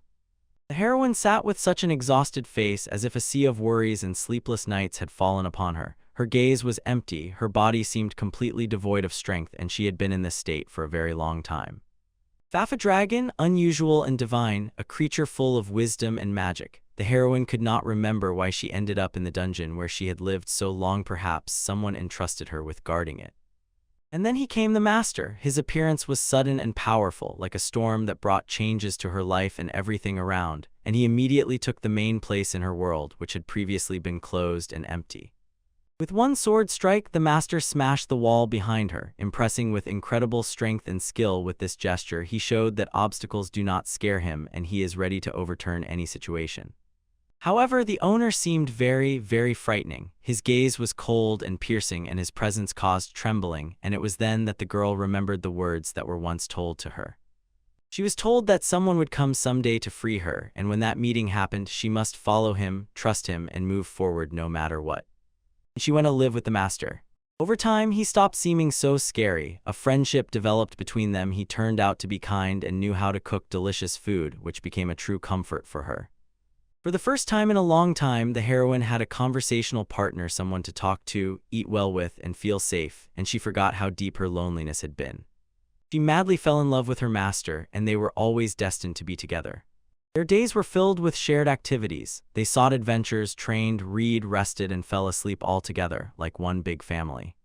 Fafnir ate all the food and then even asked for seconds. This brightly showed her character and love for a tasty table, and it became another small, joyful moment of their shared life. The heroine smiled and enthusiastically praised the owner for his culinary talents. She said he cooked very well, and this embarrassed him a little. His face reddened slightly, but his eyes shone. He gently tousled her hair and said that it was thanks to her that his cooking had noticeably improved. He admitted that he hadn't paid attention to it before, but now he tried for her. At that moment, the sound of the door was heard, and the owner turned around in surprise. Someone entered the room, disturbing their peace and attention to each other. Several giant creatures approached them, animals with human features, looking strong and impressive. They warmly greeted them and wished them good morning. The guests announced that from today 2 more followers would join the group, and this was a real event. The team was expanding, new opportunities were opening. The hero sincerely welcomed the newcomers with joy, full of hope and confidence in their joint work. He relied on their skills and believed that together they would achieve great success.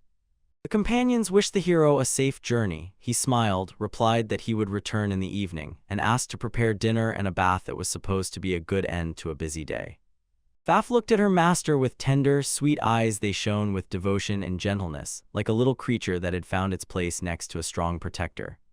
The girl admitted that the monsters respected the master, and when she was praised, sincere happiness blossomed in her. At that moment, the master turned and gently called her to himself, inviting her to share closeness and support.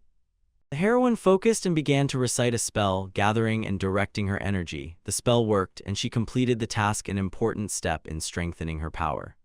She was delighted. Today she succeeded again on the first try, and this proved that her skills were growing and her efforts were not in vain. Confidence filled her heart, and she looked at the result of her work with pride. Approaching the owner, the heroine opened her mouth, her eyes wide open. They showed surprise and slight confusion. She wanted to say something, but the words stuck in her throat because the owner's mood was completely different. He stood so sad, head lowered, face tense, eyes seemingly empty, and this sharply contrasted with his usual strong and confident appearance. The girl called him again, not understanding what was happening and what caused such sadness in his soul. She tried to reach him, hoping to return his former mood. Suddenly, the owner began to laugh, at first quietly and awkwardly, then louder and more sincerely. His laughter seemed to lift the burden of offenses and sadness from his shoulders and filled the room with light. He gently ran his hand over her head again, and the heroine felt warmth and care. This moment made her incredibly happy, and she thought that sometimes he, despite his strength and steadfastness, looked very lonely. Recently, in the middle of the night, she woke up to go to the bathroom, and at that moment something incomprehensible and disturbing happened that frightened her and made her heart beat faster. The owner was not there, and the cold of loneliness pierced her. Tears rolled down her cheeks, and she could not hold back the bitterness and helplessness that overwhelmed her. She searched for her master throughout the house, crying and feeling completely lost. Her tears were deep and sincere, reflecting all the pain and fear raging inside her at that moment. Meanwhile, the owner stood outside, leaning on the railing and gazing into the distance. His face was thoughtful, and his look detached and filled with sadness. Sometimes she noticed how his expression changed. His sadness grew deeper, and it worried her, but she could not come close and ask directly. He pronounced aloud a name unknown to anyone, and said it with such warmth and pain as if it were extremely dear to him, while the heroine simply stood and watched, understanding that behind that name hid a part of his soul. Each time the master spoke that name, his gaze became distant, as if he was diving into distant, dark memories inaccessible to others. That name seemed to draw his soul. Suddenly the door creaked, tearing him from his thoughts. He sharply turned and cautiously peered into the darkness, searching for the source of the sound. His heart raced faster, felt that something had happened. The heroine stood in the doorway, all in tears, her shoulders trembling from sobbing. She was emotionally broken and looked lost, and her crying was so strong and sincere that it pierced straight to the heart. He gently reached out his hand to wipe her tears, trying to understand the cause of her sadness. Without panic, he said that tomorrow they would go to the dungeon, a hint at the upcoming trial. These words sounded resolute. Later, lying on the bed, he hugged her tightly. She shyly asked if he would always be near, and he confidently whispered yes, his embrace warm and reliable, giving the comfort she so lacked. She could not believe the words she had read and asked tears did not cease. The fear of losing him was too great, her doubts touched his heart, and he understood that he had to become her support and guarantee. He firmly said that he would never lie to her. Honesty was the foundation of their relationship, and he wanted to convince her that she could trust him unconditionally, because without trust their relationship would lose its meaning and the strength they valued so much. He asked her directly if she had ever lied to him. She honestly replied no and gently reminded him that he had always been honest with her. This confession strengthened their mutual trust and made their bond even stronger. Smiling, the owner continued that he had always told her only the truth. His words were full of warmth and hope. He wanted to support her and show that he was always ready to be honest and open, no matter what. They swore to be together forever in joy and in sorrow. The heroine confessed her love, and this cemented their bond. These promises gave them the strength to overcome any difficulties, and now they looked to the future as one. The owner promised to always be by her side, and this brought the heroine long-awaited peace and confidence. That promise became an anchor that protected her from fears and doubts, filling her heart with warmth and calm.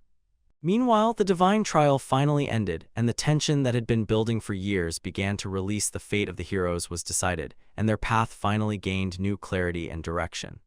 The three heroes stood on a shining divine circle, wrapped in mystical light, and looked ahead to new trials and discoveries that awaited them. The memory of Kai Heinemann, like a newly assembled mosaic, returned to its former state when the trial ended, filling his mind with clarity and strength. During the trip to the capital, the hero noticed a red-haired man persistently pursuing him, so he accidentally wandered into the dungeon of the divine trial and found himself on the threshold of the unknown. To escape the dungeon, he had to catch up with the pursuer. Fortunately, inside he gained the ability to stop time outside, and this gave him an advantage in battle. While he was exterminating tens of millions of monsters and working exhaustively in the dungeon, something unexpected was happening around him. The very essence of the trial and his perception began to change. Years passed, but Kai did not age a day. His body remained youthful despite having spent a long time in that strange and mysterious place. Fafnir noticed that the master was behaving strangely, and Astaroth agreed with her. She asked the hero if he wanted to return to the old world now. He understood that these two were the main figures in his upbringing. The hero looked at them with slightly crazy eyes, and in his gaze was a mixture of fatigue, misunderstanding, and inner struggle, an echo of the difficult trial.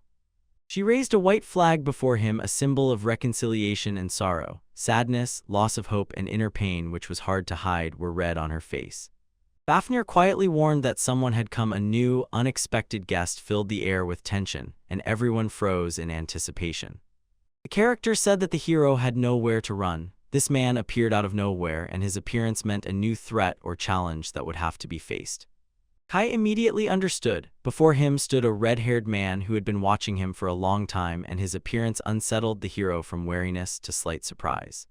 He remembered, in memories, this man was very strong and dangerous, but now looked completely different, weak and exhausted, and this confused Kai and made him look for reasons.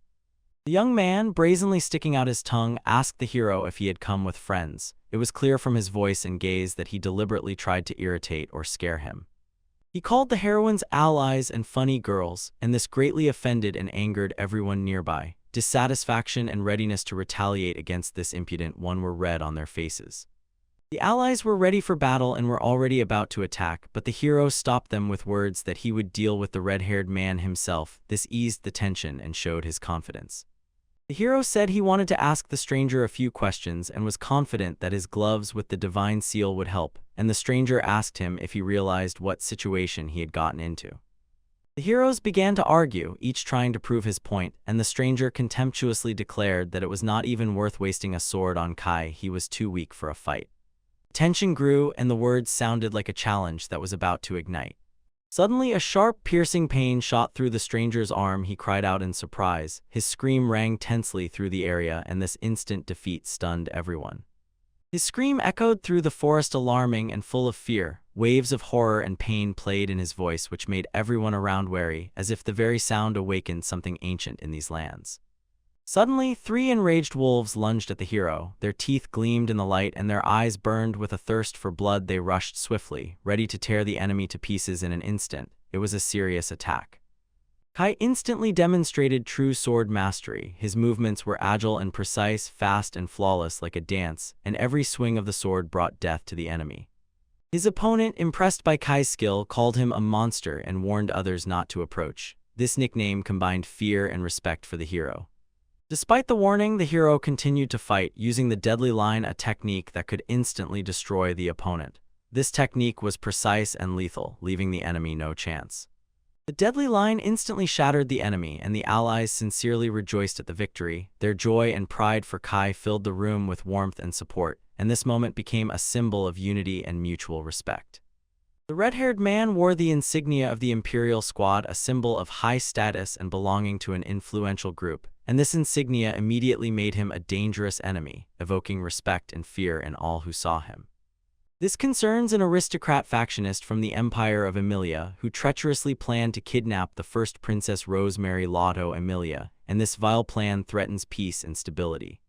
To carry out the plan, the Emperor sent his sword Signal Gastry and the summoner Ends, they are the best of the best, sent to perform a secret mission.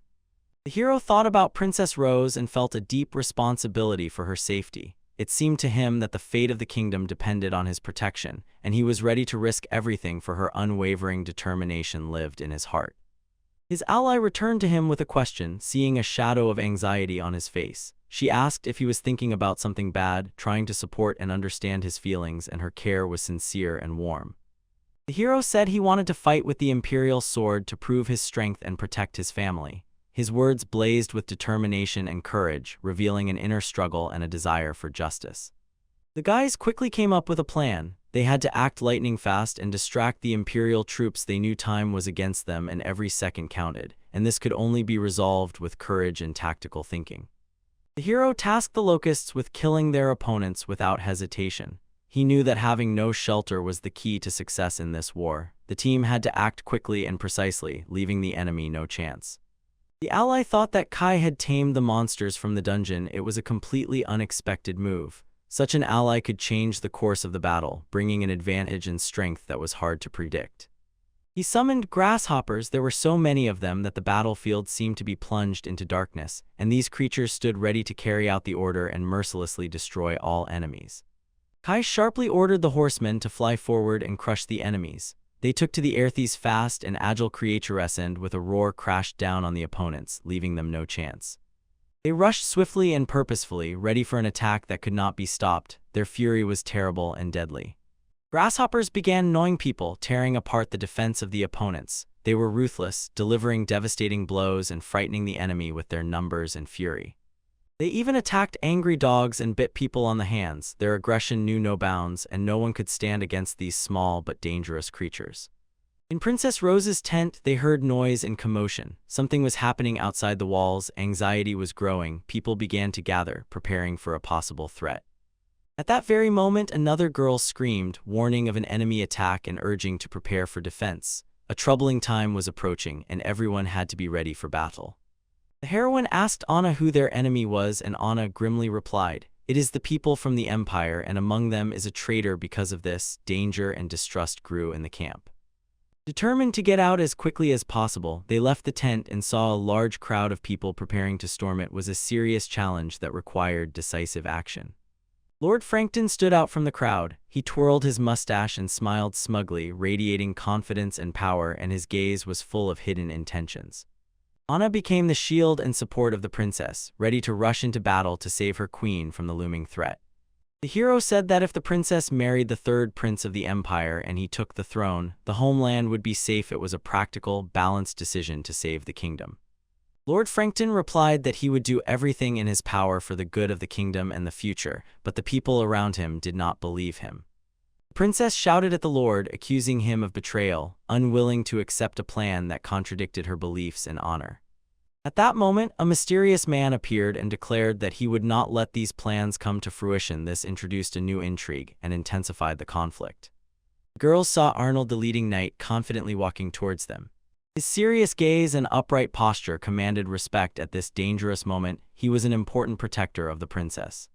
The man with the cigarette suddenly lunged at the lord, fiercely swinging his sword. His determination and courage were impressive, and the lord at that moment shouted at the top of his lungs, trying to defend himself and warn his people about the attack.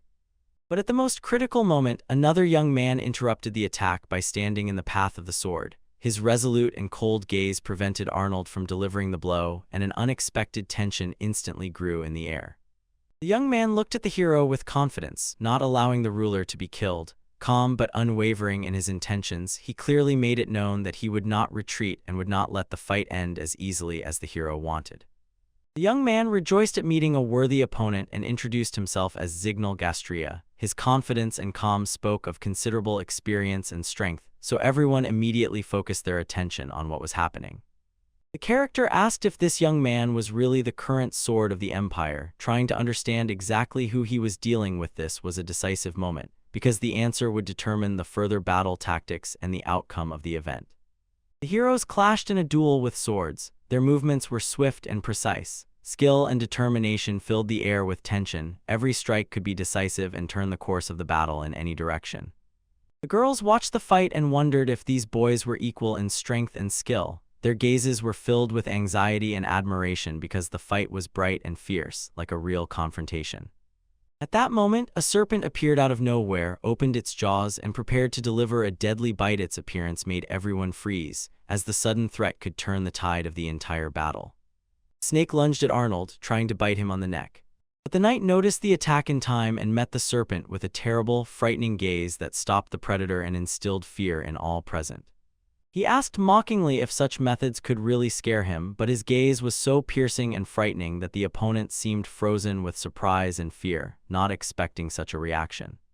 The opponent shouted at Enza, his ally, not to interfere in the fight. He hoped to manage on his own and did not need help, striving to strengthen his position.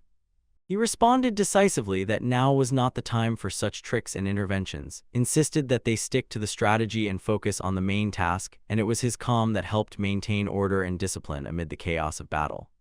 The hero firmly declared, carrying out the Emperor's order is his most important task, and he will not back down from anything. These words vividly showed his determination and readiness to go to the end. The princess looked in horror, her heart clenched with fear, remembered how the hero was now fighting alone against the enemies for their shared safety, and prayed for his rescue. The hero was a little tired but still held a cigarette in his mouth as if it gave him strength and confidence. He breathed evenly, his gaze was firm despite the fatigue, and he continued to stand guard. At that moment, Anna was intently watching the events, absorbed in thoughts. She was devising a plan of action and looking for the best way to protect the princess and her allies. Anna knew it was necessary to distract the enemy so that everyone could flee into the forest. The plan was clear and urgent. She understood that the princess's safety was above all, so she rushed into action decisively, without hesitation.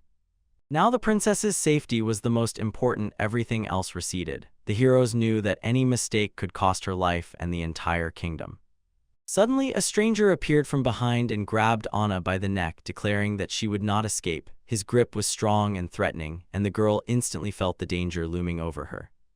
Other knights also grabbed the princess, giving her no chance to escape. She struggled, but the forces were unequal, and everything was getting worse. Captivity seemed inevitable.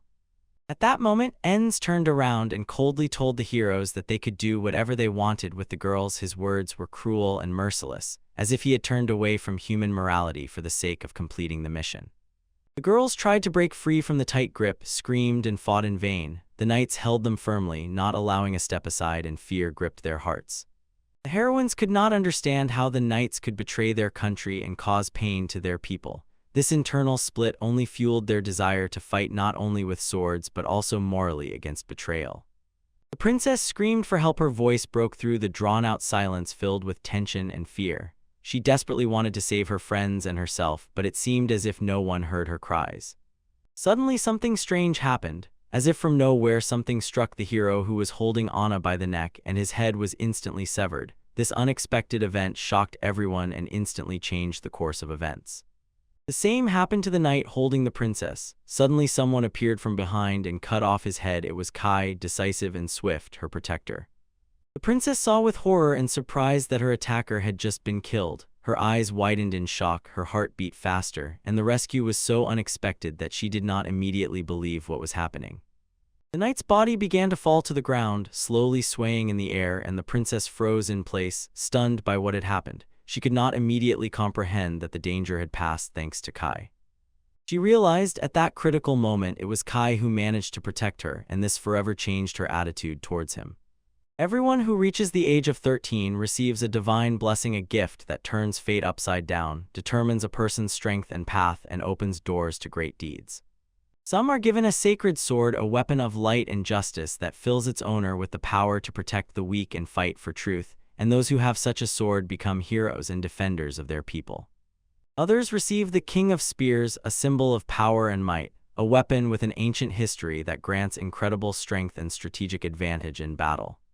However, the gift that Kai received was the weakest and lowest in history. It was considered useless and unremarkable, so the people around looked at him with contempt, and Kai himself did not believe in his abilities for a long time. The girl who was watching Kai opened her mouth in surprise. She did not expect to find anything more in him than a weak boy. Before her stood a man who had changed beyond recognition, and this evoked mixed feelings in her. Once in her eyes, Kai seemed weak, but now he was completely different. Confidence and strength radiated from every movement of his, and it was impressive. He became someone who could not be ignored. He extended his hand to her and quietly asked if she could stand. The gesture was full of care and support. It showed that he was ready to help and protect her in any situation. When people saw Kai, they shouted "monster" and rushed to flee. His mysterious power and unusualness inspired both fear and respect at the same time, so many turned away from him and avoided meeting him. At that moment, Fath appeared, fiercely bursting into battle with the enemies. Her fighting spirit and courage inspired allies and instilled fear in the hearts of enemies, turning the tide of the battle. The team captured the Lord and joyfully greeted the princess, showing support and unity. It was a moment of victory that gave hope and confidence in a bright future. Commander Kai looked at his people with satisfaction. His calm confidence inspired everyone around, and the princess was in shock, unable to believe what was happening. It overturned her perception of the world and people. The princess could not believe her eyes. Everything that was happening seemed incredible to her, almost fantastic, and she tried to comprehend what had happened, feeling the full weight of the moment.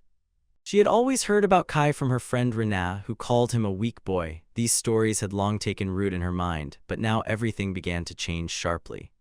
She called Kai a simple and weak boy, incapable of great deeds, but what was happening now undermined all her notions and made her think about the true strength of a person.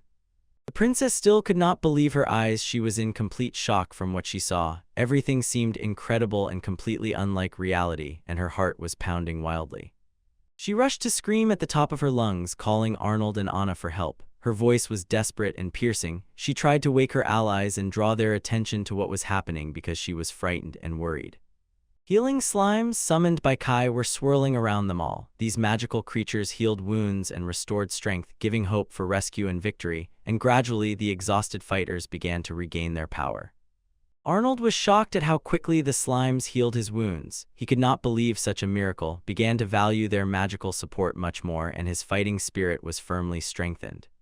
Anna also felt relief. After the slimes, the pain receded, strength and energy spread through her, and this ignited new hope and a desire to continue the fight for the princess and the kingdom.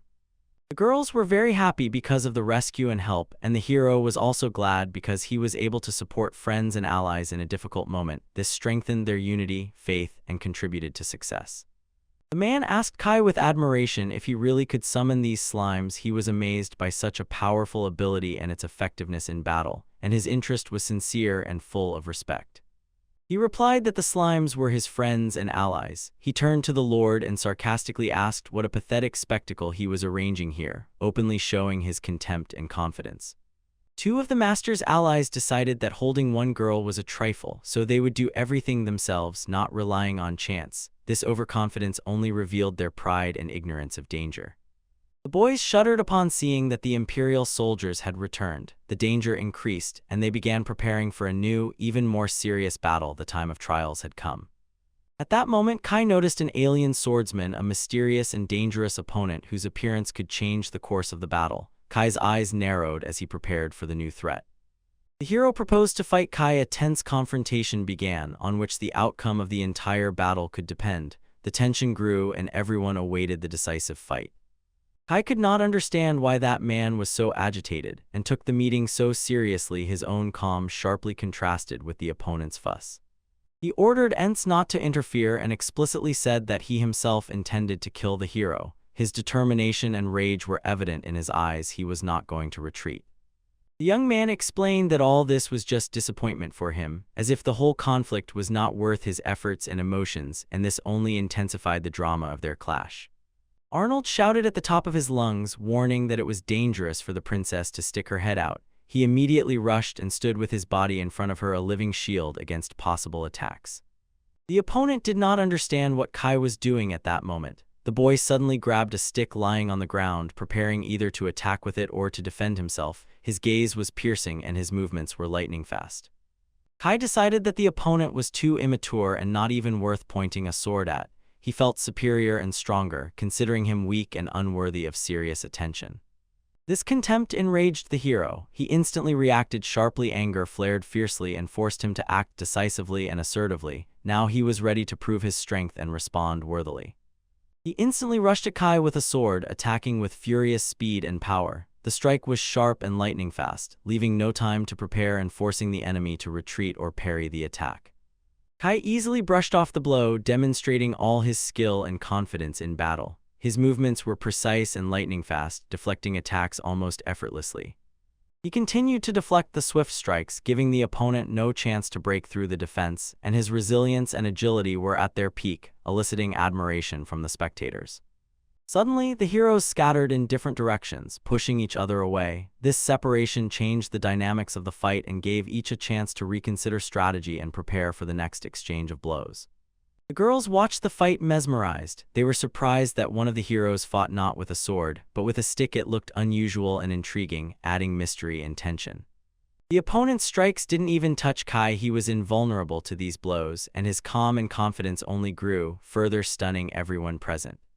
Arnold watched with his mouth agape, a cigarette in his mouth. His face showed deep surprise and admiration for the young fighter's skill.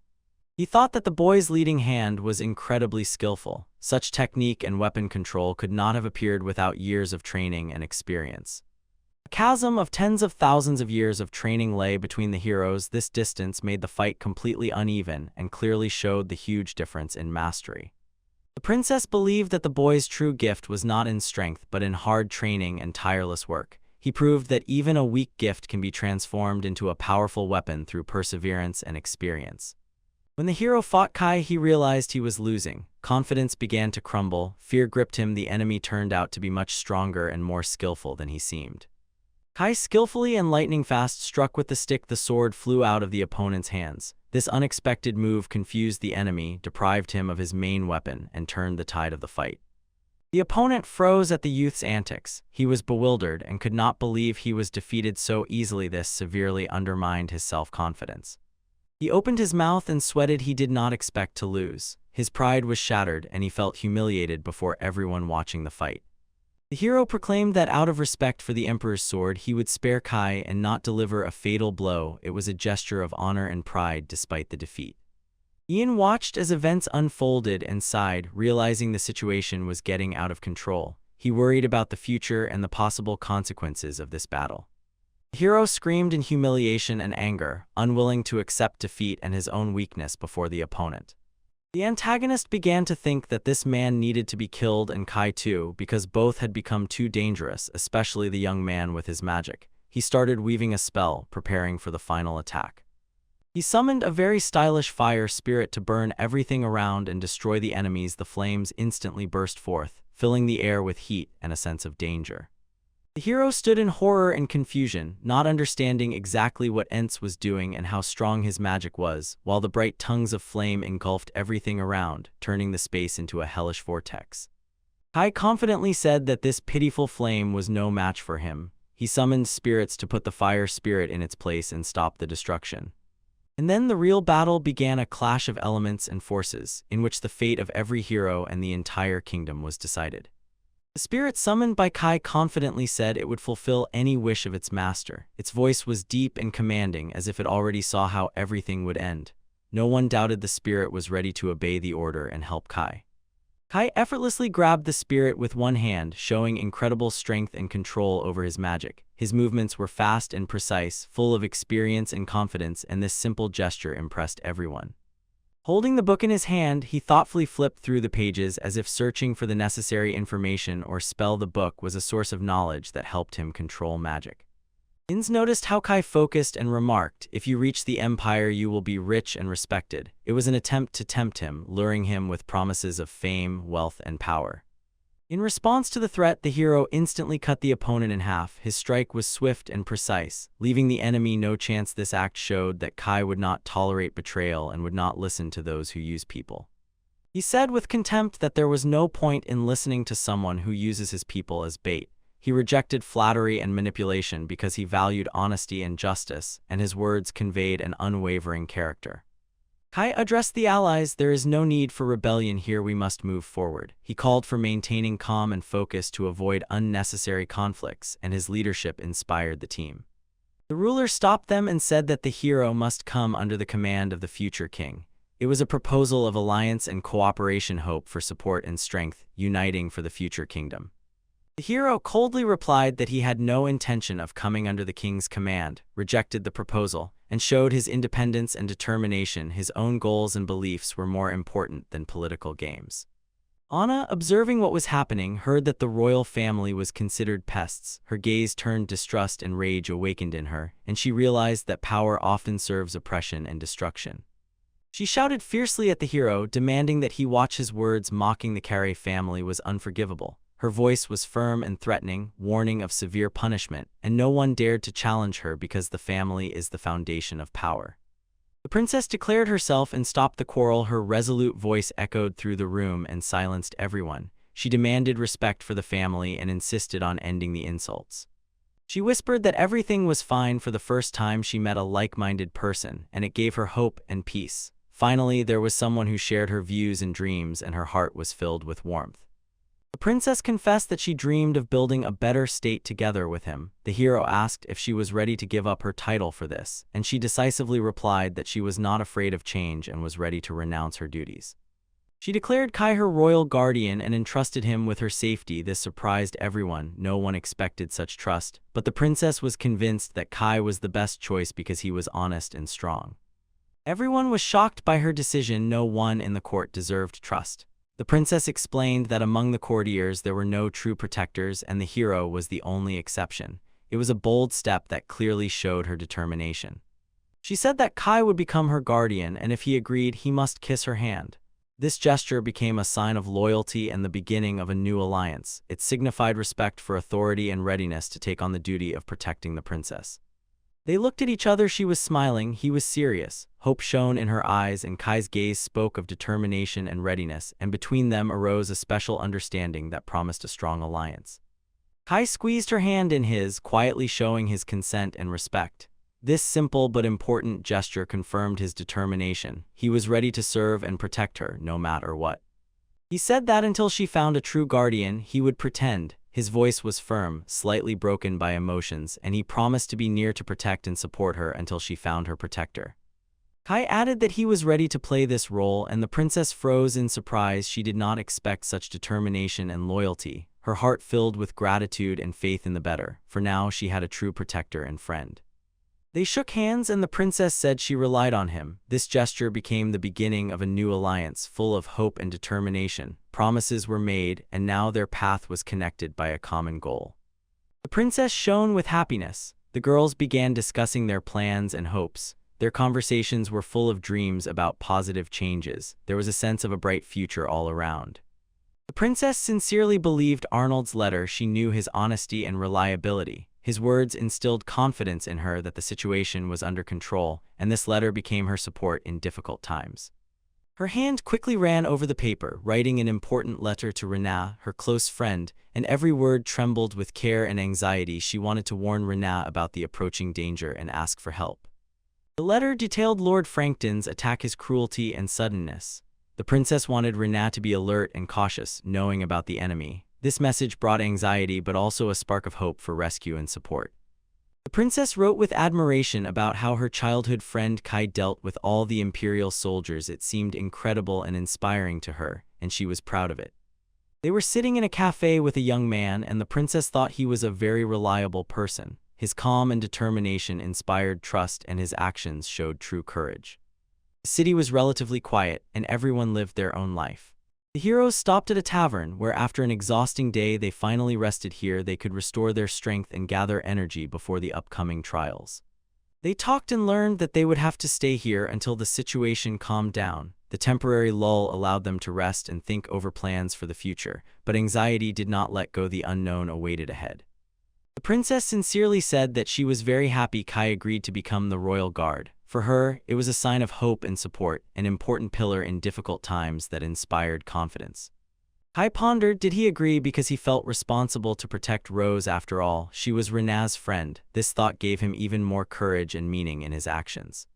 The princess asked the hero if he would want Rena to take on the dangerous position, and he replied that he wanted to protect her because she was his friend, and he did not want her to be in danger. He was already about to leave, saying that it was better this way than if the heroine hid something from him. Openness and honesty were more important to him than secrets that could only worsen the situation. He repeated once again, he values the truth above any lie because secrets can destroy trust, and he cherishes openness and sincerity in relationships, especially when things get tough. Then the princess asked if she could request one more thing, winked at him, and this small gesture added a playful note, showing that there was mutual understanding and trust between them. The hero's comrades slept quietly in one bed, catching a rare moment of peace after hard trials. They needed this sleep to regain strength and prepare for what lay ahead.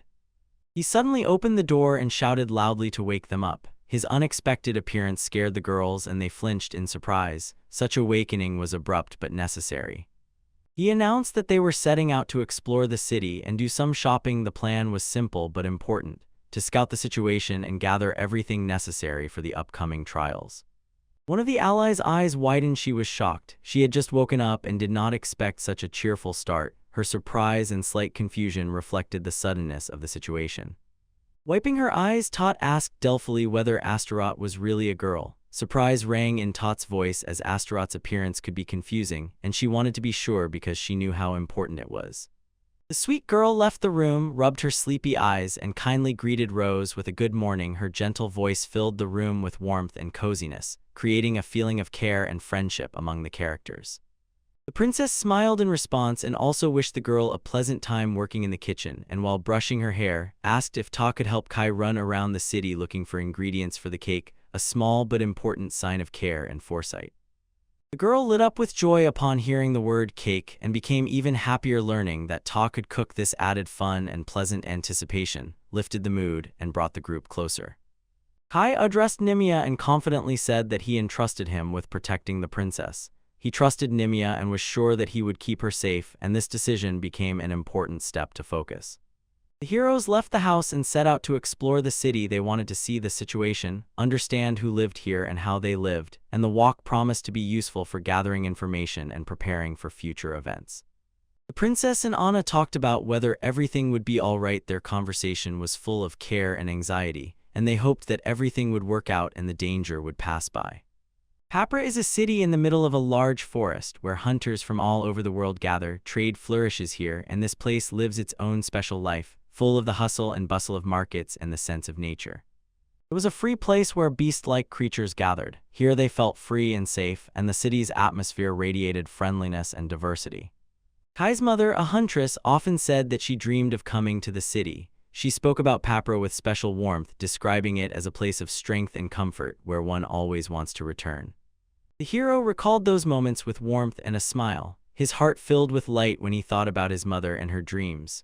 These memories gave him strength and inspiration on his path despite all difficulties and trials. Suddenly, noise came from the street, and they decided to see what was happening. Voices and commotion caught their attention and pushed them to come closer to understand what was going on. They saw the best fruit of the year on display. It was brought out for everyone to see, praised for its taste and quality, and this sparked curiosity, gathering many people. A wealthy man was asked to taste the fruit to confirm its quality. The sellers and the crowd awaited his word, as he was known for his refined taste and great influence. The man silently agreed and prepared to taste the fruit. His calm manner and status clearly showed that he could afford to be demanding and meticulous. The boys noticed a mage standing behind the man, quietly using magic to make the fruits rot. It was a sneaky, unnoticed trick designed to create a bad impression. The man tasted the fruit, felt the rot, and immediately began shouting at the seller. His anger was obvious, and he accused the seller of fraud and counterfeit goods. He boiled with rage, his voice roaring loudly and threateningly. He threatened the seller and everyone around, causing tension and fear among those present. The man threatened to turn the whole city against the merchants, using his influence and wealth to retaliate against them for this deception. His words made many worry about the merchant's fate. The seller insisted that he was not guilty of anything, defending his honor and his goods. The heroes, watching this scene, said that the guilty one was not him, but someone else, the one who used magic and intrigues. I thought that Frank Tong and the aristocrats were hopeless. His indifference and pride broke her to the core, and it hurt her to see the government losing its human face, drowning in intrigues and cruelty. Astaroth declared that what was happening must be stopped immediately. She could not stand aside when she saw injustice and threats. Determination arose within her, and she was ready to act to protect honest people. The crowd shouted at the count, who was tasting the fruit, stating that this could not continue any longer. Voices rang loudly and insistently, drawing attention to injustice and rule violations and demanding justice. Everyone recognized those two, but Kai stood bewildered. He could not comprehend who they were and why their reaction was so important. It turned out that before them stood the guild leader Sharp Swordsider and his deputy Caver. Their appearance inspired both respect and fear, for they were people of power and authority in this city and far beyond its borders. The man, a count, said that this was the most famous guild of the Four Saints. He was annoyed by their presence here because he believed they were interfering in his affairs and posed a threat to his power and plans. He frowned and became angry. Irritation and dissatisfaction were evident on his face, and his malicious, impatient expression only heightened the tension between the parties. The young man said that His Highness was a good person and would never wish suffering upon ordinary people. These words were an attempt to soften the conflict and show that it could be resolved peacefully. The guild reminded the man that they were a powerful organization and urged him to calm down. Their words sounded like a warning, proving that their might could change the course of events. The count admitted that he might yield to this guild and asked for ordinary fruits next time. This was an acknowledgement of defeat and an attempt to save face before the people. The crowd stood and stared, filled with curious anxiety and tension. Everyone awaited what would happen next and who would emerge victorious in this intrigue. The guys thought it was a farce and that all these people were actually accomplices, even the count, but what exactly they were plotting remained a mystery, causing anxiety and suspicion.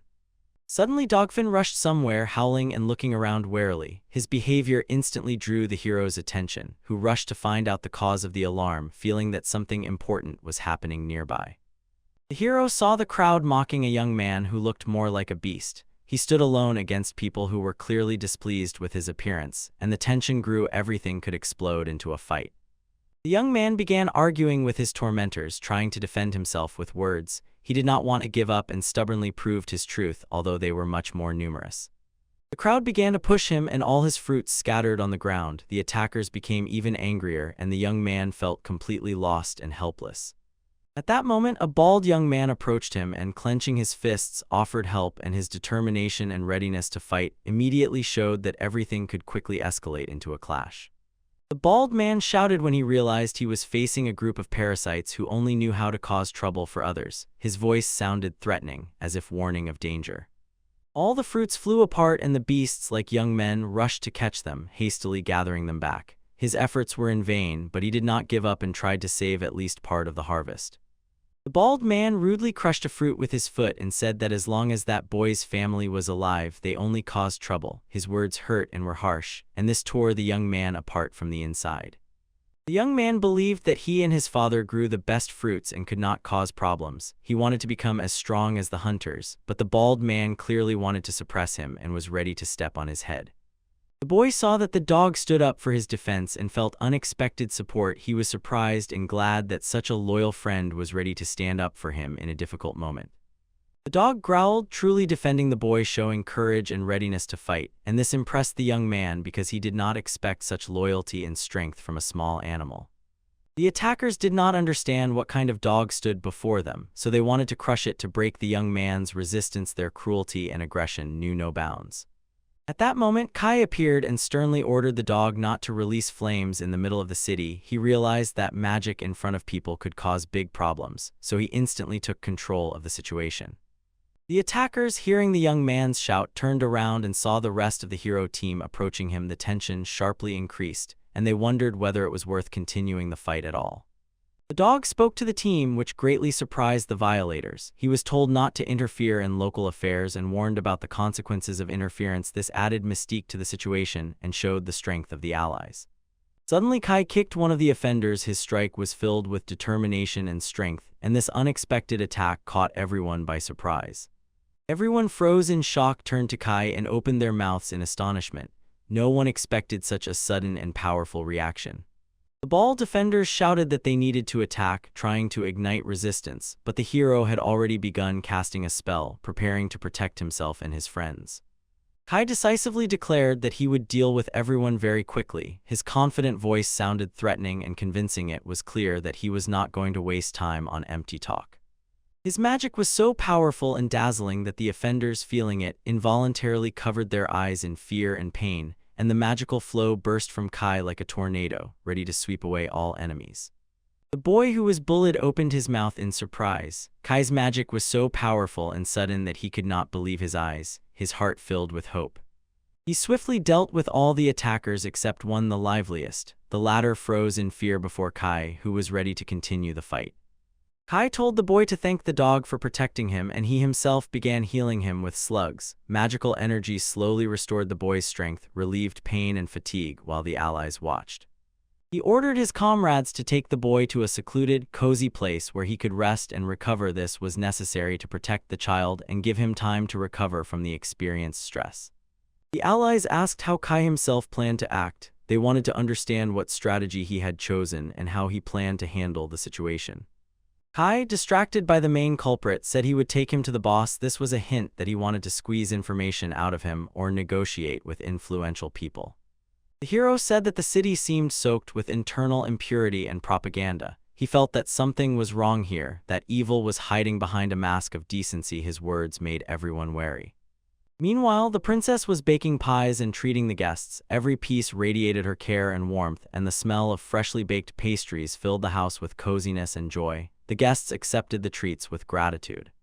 Everyone enthusiastically praised the princess's kitchen, noting her skill and refined taste. Everyone said how tender and aromatic those pies were, a true work of art. Everyone enjoyed eating the wonderful pie and silently savored every piece, because at that moment words were unnecessary, only the aroma, taste, and warmth of friendly company, and that evening became a quiet island of peace for them. When they realized that Kai would not return from the investigation today, the princess was overcome with sadness. She had hoped so much to see him nearby and spend the evening with him, and his absence left her with anxiety and emptiness.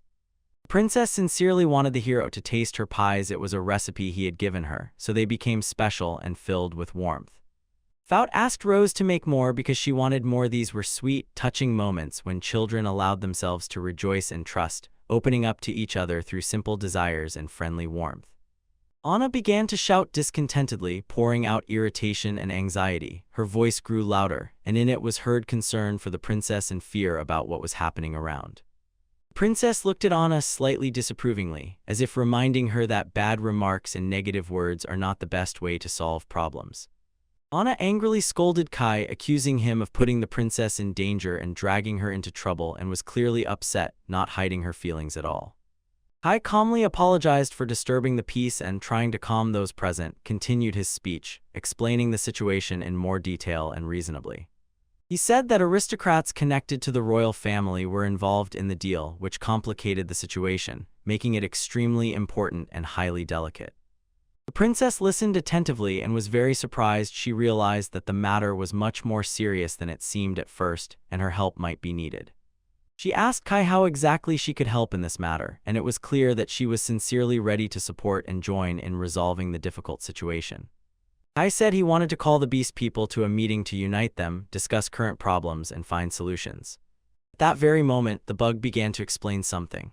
He said that the city's flourishing trade was maintained by high-quality products made by beast people, and this emphasized their importance and role in society. He also told about the plans of the aristocrats, the guild, the mayor, and the bandits. They were closely connected. Their interests coincided, and they conspired to maintain power and control over the city.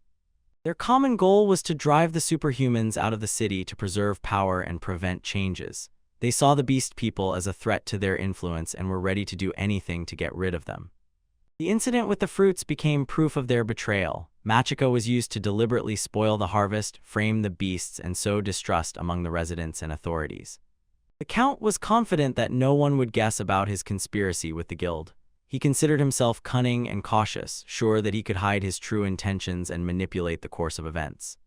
In a few days, an attack was to take place. Bandits who had infiltrated the city specifically for this had prepared everything carefully to destabilize the city and sow fear among the inhabitants. Then it was the turn of the Coin Guild. It was to play its role in these events and restore order in its own way. The Coin Guild sought to save the city from the Beast People's uprising by suppressing them with force and eliminating the threat in its own way, not sparing harsh methods. The plan was simple and cruel: catch all the Beast People, sell them into slavery, and then the bandits would cover their tracks and hide evidence of crimes, creating the illusion of order. The Bug reported that the parasites had revealed all the plans and even disclosed the location of the secret meeting. The people were shocked. They realized how serious this threat was. It was now clear that the situation was much more dangerous than it had seemed before.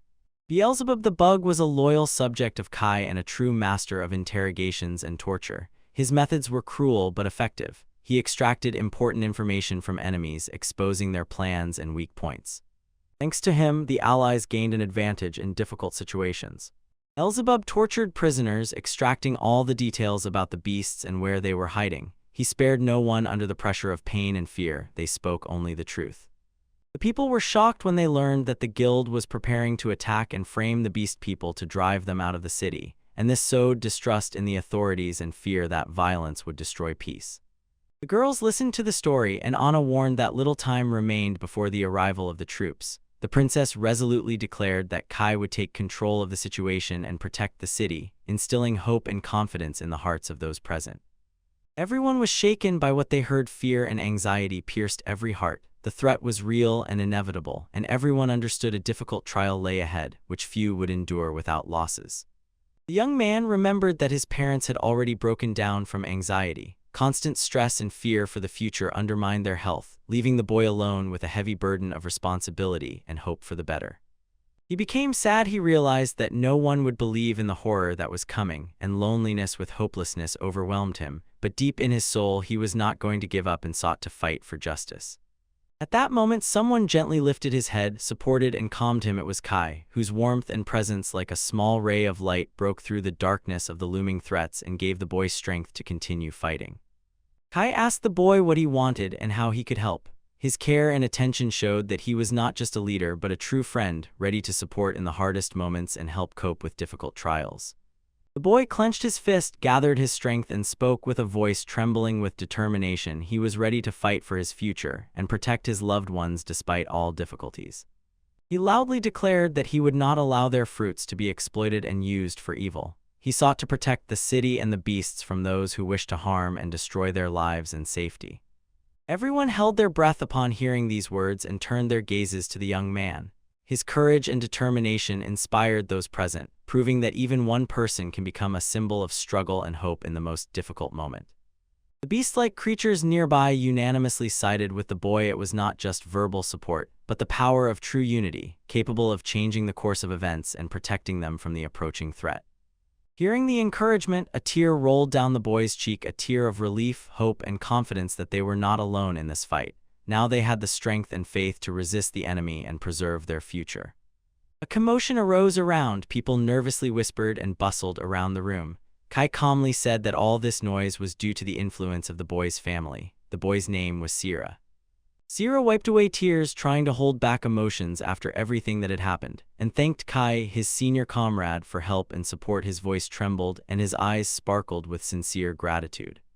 Kai looked at the youth seriously but warmly and said that thanks were unnecessary. They would defend the city together because it was their common home. Strength was in unity, and no one would be left alone in the face of danger. Those around heard Kai and looked at him with determination and hope. A fire of struggle ignited in their eyes. They understood that retreating before difficulties was not an option, and this support inspired them and lifted their spirits.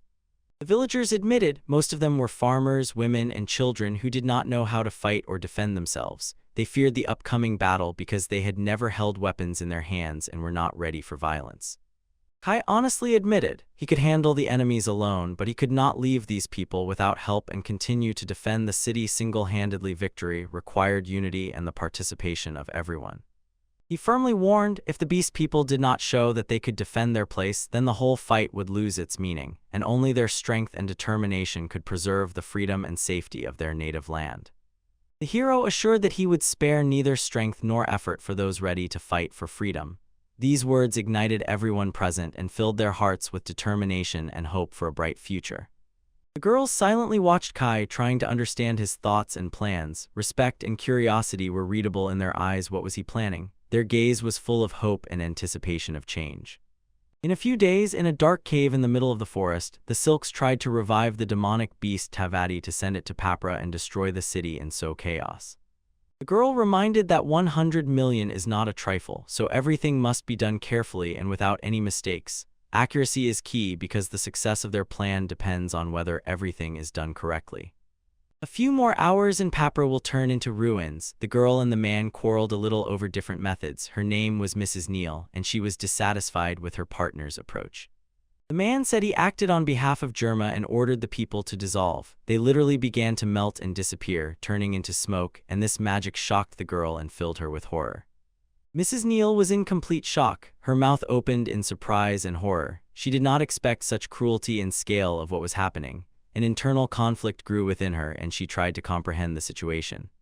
He said he would spare only the women because one of them significantly helped their cause. It was pragmatism and cynicism, cold calculation that showed how ruthless and well thought out their plans were. While he was still in a good mood, he ordered her to leave, but there was a hint of threat in his voice in case of disobedience. Such a tone left no room for objections and clearly showed who was the boss in this pair. Mrs. Neal frowned and was angry at him, but she knew that arguing was pointless. She restrained her anger outwardly, but inside, dissatisfaction and disappointment with her partner's actions raged. Meanwhile, the character shouted to everyone to evacuate immediately to Barca, a city where they could find protection and shelter from the approaching disaster. It was an attempt to save as many lives as possible. Insects flew into the air, carrying the news of the approaching danger. Their tiny bodies were carriers of an important message that could save the city from disaster if heard and responded to in time. A beetle flew to Kai and delivered alarming news. Unknown beings, demons, were preparing to attack the city. This news deeply disturbed Kai. Kai felt that the demons seemed to have caught the scent of the holiday and decided to take advantage of the moment. Their appearance was timely but dangerous, and he knew he had to act quickly and decisively. He said it was time to check how the beastmen train and what results they achieve. This was a key thing in the city's defense. Trained defenders could stop the enemy and save the civilians. Meanwhile, the vile scoundrels, pretending to be beasts, decided to attack the city from within. They hoped to seize power by deceit and treachery and sow chaos among the inhabitants. The man, one of the leaders of the attack, ordered his allies to loot everything they found. Their insatiable greed drove them to cruelty, destruction, and violence. They sought to take as much booty as possible. Accomplices gladly accepted the order and prepared to flee with the loot. For them it was a game, a chance to get rich quickly and escape unpunished. They didn't even think they could be caught. They chose a luxurious house that seemed perfect for their plans. It was the first stop of their destructive raid. Suddenly they were stopped by a boy, as if a beastly defender. His courage and determination stunned the attackers, for they did not expect any resistance at all. They turned around and told the boy that it was time for him to sleep, trying to scare or intimidate him, but he did not back down. He rushed at them with magic and courage. With magic, the boy stunned one of the attackers, sending him unconscious with a powerful blow. He fell to the ground, showing that the beast-like creatures know how to protect their home. The boy looked at his hand and rejoiced in his success. The magic worked. Kai had taught him this, instilling strength and faith in every beast-like creature so they could protect themselves and the city from the approaching threat. A few days ago, after the gathering of the beast folk, intensive training began. The city was preparing for a possible attack, and everyone knew it was necessary to harden body and spirit to withstand the enemies. All the beast-like creatures gathered in the main square were brought here for instructions and training, and here they first received the knowledge and practical skills needed for defense and combat. Fof began to inspire the gathered with her speeches, asked to be called teacher, and promised to lead them on the path of strength and courage so that they would not fear enemies and could defend their home. To build physical strength, they organized training. Beast-like creatures ran, did push-ups, and performed other exercises, which helped them become stronger and more resilient for future trials. Kai spoke about how important it is to be able to repel sudden attacks and defend the city. He insisted that determination and training are the keys to victory, because enemies will not be able to defeat a united community. According to Kai, there were significantly fewer bandits than beast people, and this gave hope that together they could withstand any threat and maintain peace and order. The mayor was looking for a new girl, but for him it was only a cold game of power and control. His choice was cynical and heartless. He saw no feelings in it, only a means to strengthen his position and influence. The girl he noticed looked at him with frightened eyes. She realized that her fate could be cruel and unfair, and she was overwhelmed by fear of the future. This scene sharply contrasted with the preparation of the beast people. Some were hardening themselves to fight for freedom, while others sat in captivity of power and fear, showing how deep the conflict in the city was. The girl's leg swiftly flew to the man's nose and caught him by surprise. This unexpected blow knocked the count off his feet and showed the strength of the beast person ready to decisively defend his city. The girl threw punches, attacking the opponent with grace and fury. Her movements were precise and fast. Noticeable training and confidence instilled fear in the hearts of enemies and inspired allies. The count fell to the ground, stunned by the power and suddenness of the blow. His fall marked the beginning of a new era, the era of beast people's resistance and the end of the enemy's impunity. She again began sharply criticizing the mayor, pointing out his mistakes and weaknesses. Her words were sharp and convincing, making listeners think about what was happening and changing the mood. Meanwhile, the heroes had already pinned down a bunch of bandits, defeated the enemies, and severely undermined their combat capability. This gave hope that the battle would soon end with the victory of the beast people. Though they had to protect the city and take care of their families, their unity and endurance proved stronger than the enemies expected. The young man proudly declared that the city was saved by their own strength and courage, and his words ignited a fire in the hearts of all present, showing how important unity and self-belief are. The bandits turned out to be weaker than expected, and the beastmen quickly dealt with them, demonstrating their power and training. This overturned the balance of power and strengthened the defenders' positions.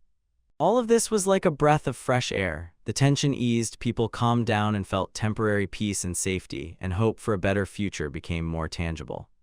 The princess received instructions from Kai. It was still too early to relax. Trials awaited ahead that would require vigilance and preparation, so she had to remain focused and attentive.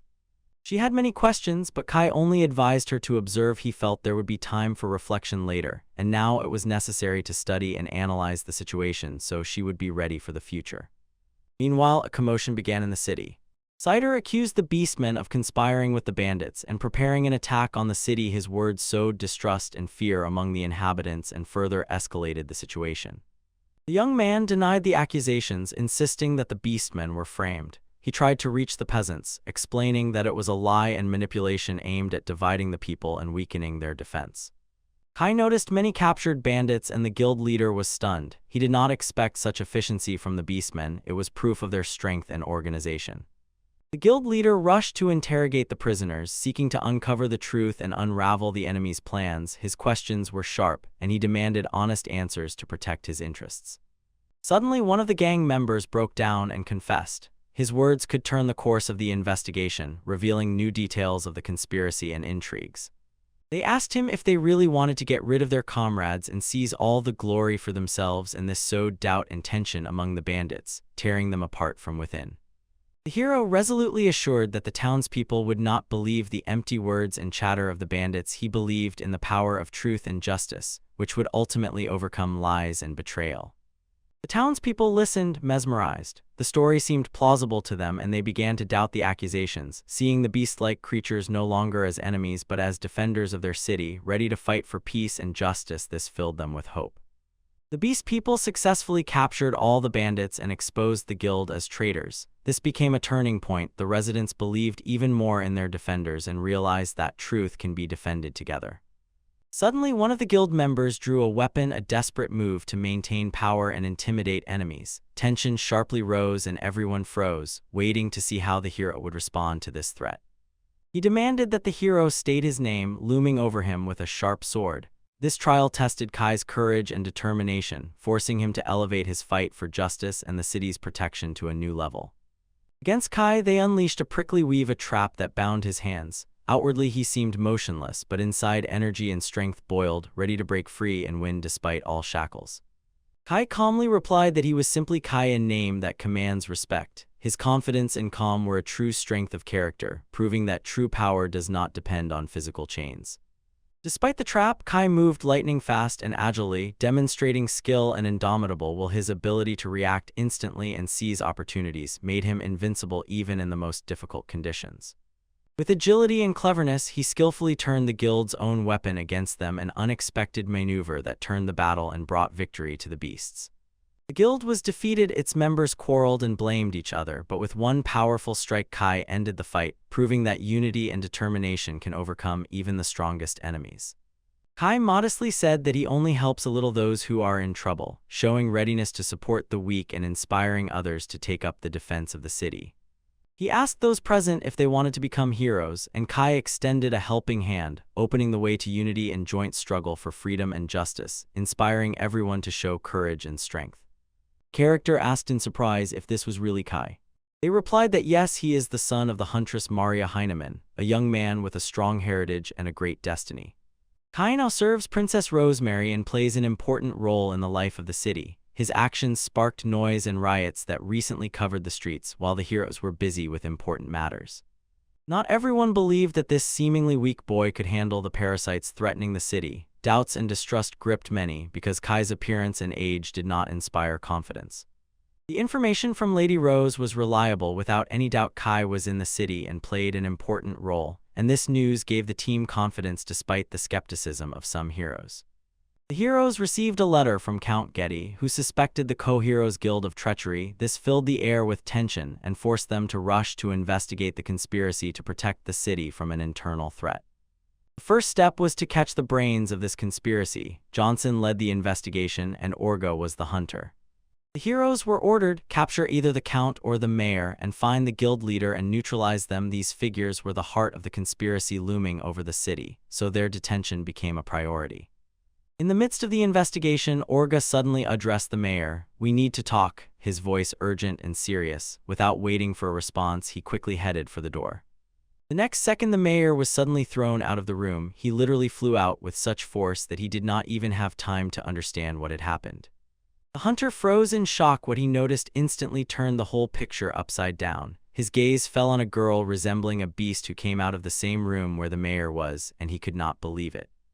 He saw the girl, a beastly and determined woman who probably beat the Mayor, and this discovery scared him but also made him wonder who really rules the city and what forces are at work here. He looked at her attentively and put all the facts together into one picture. Everything indicated that beast-like creatures played a major role in this, and the matter was much more complicated than it seemed at first.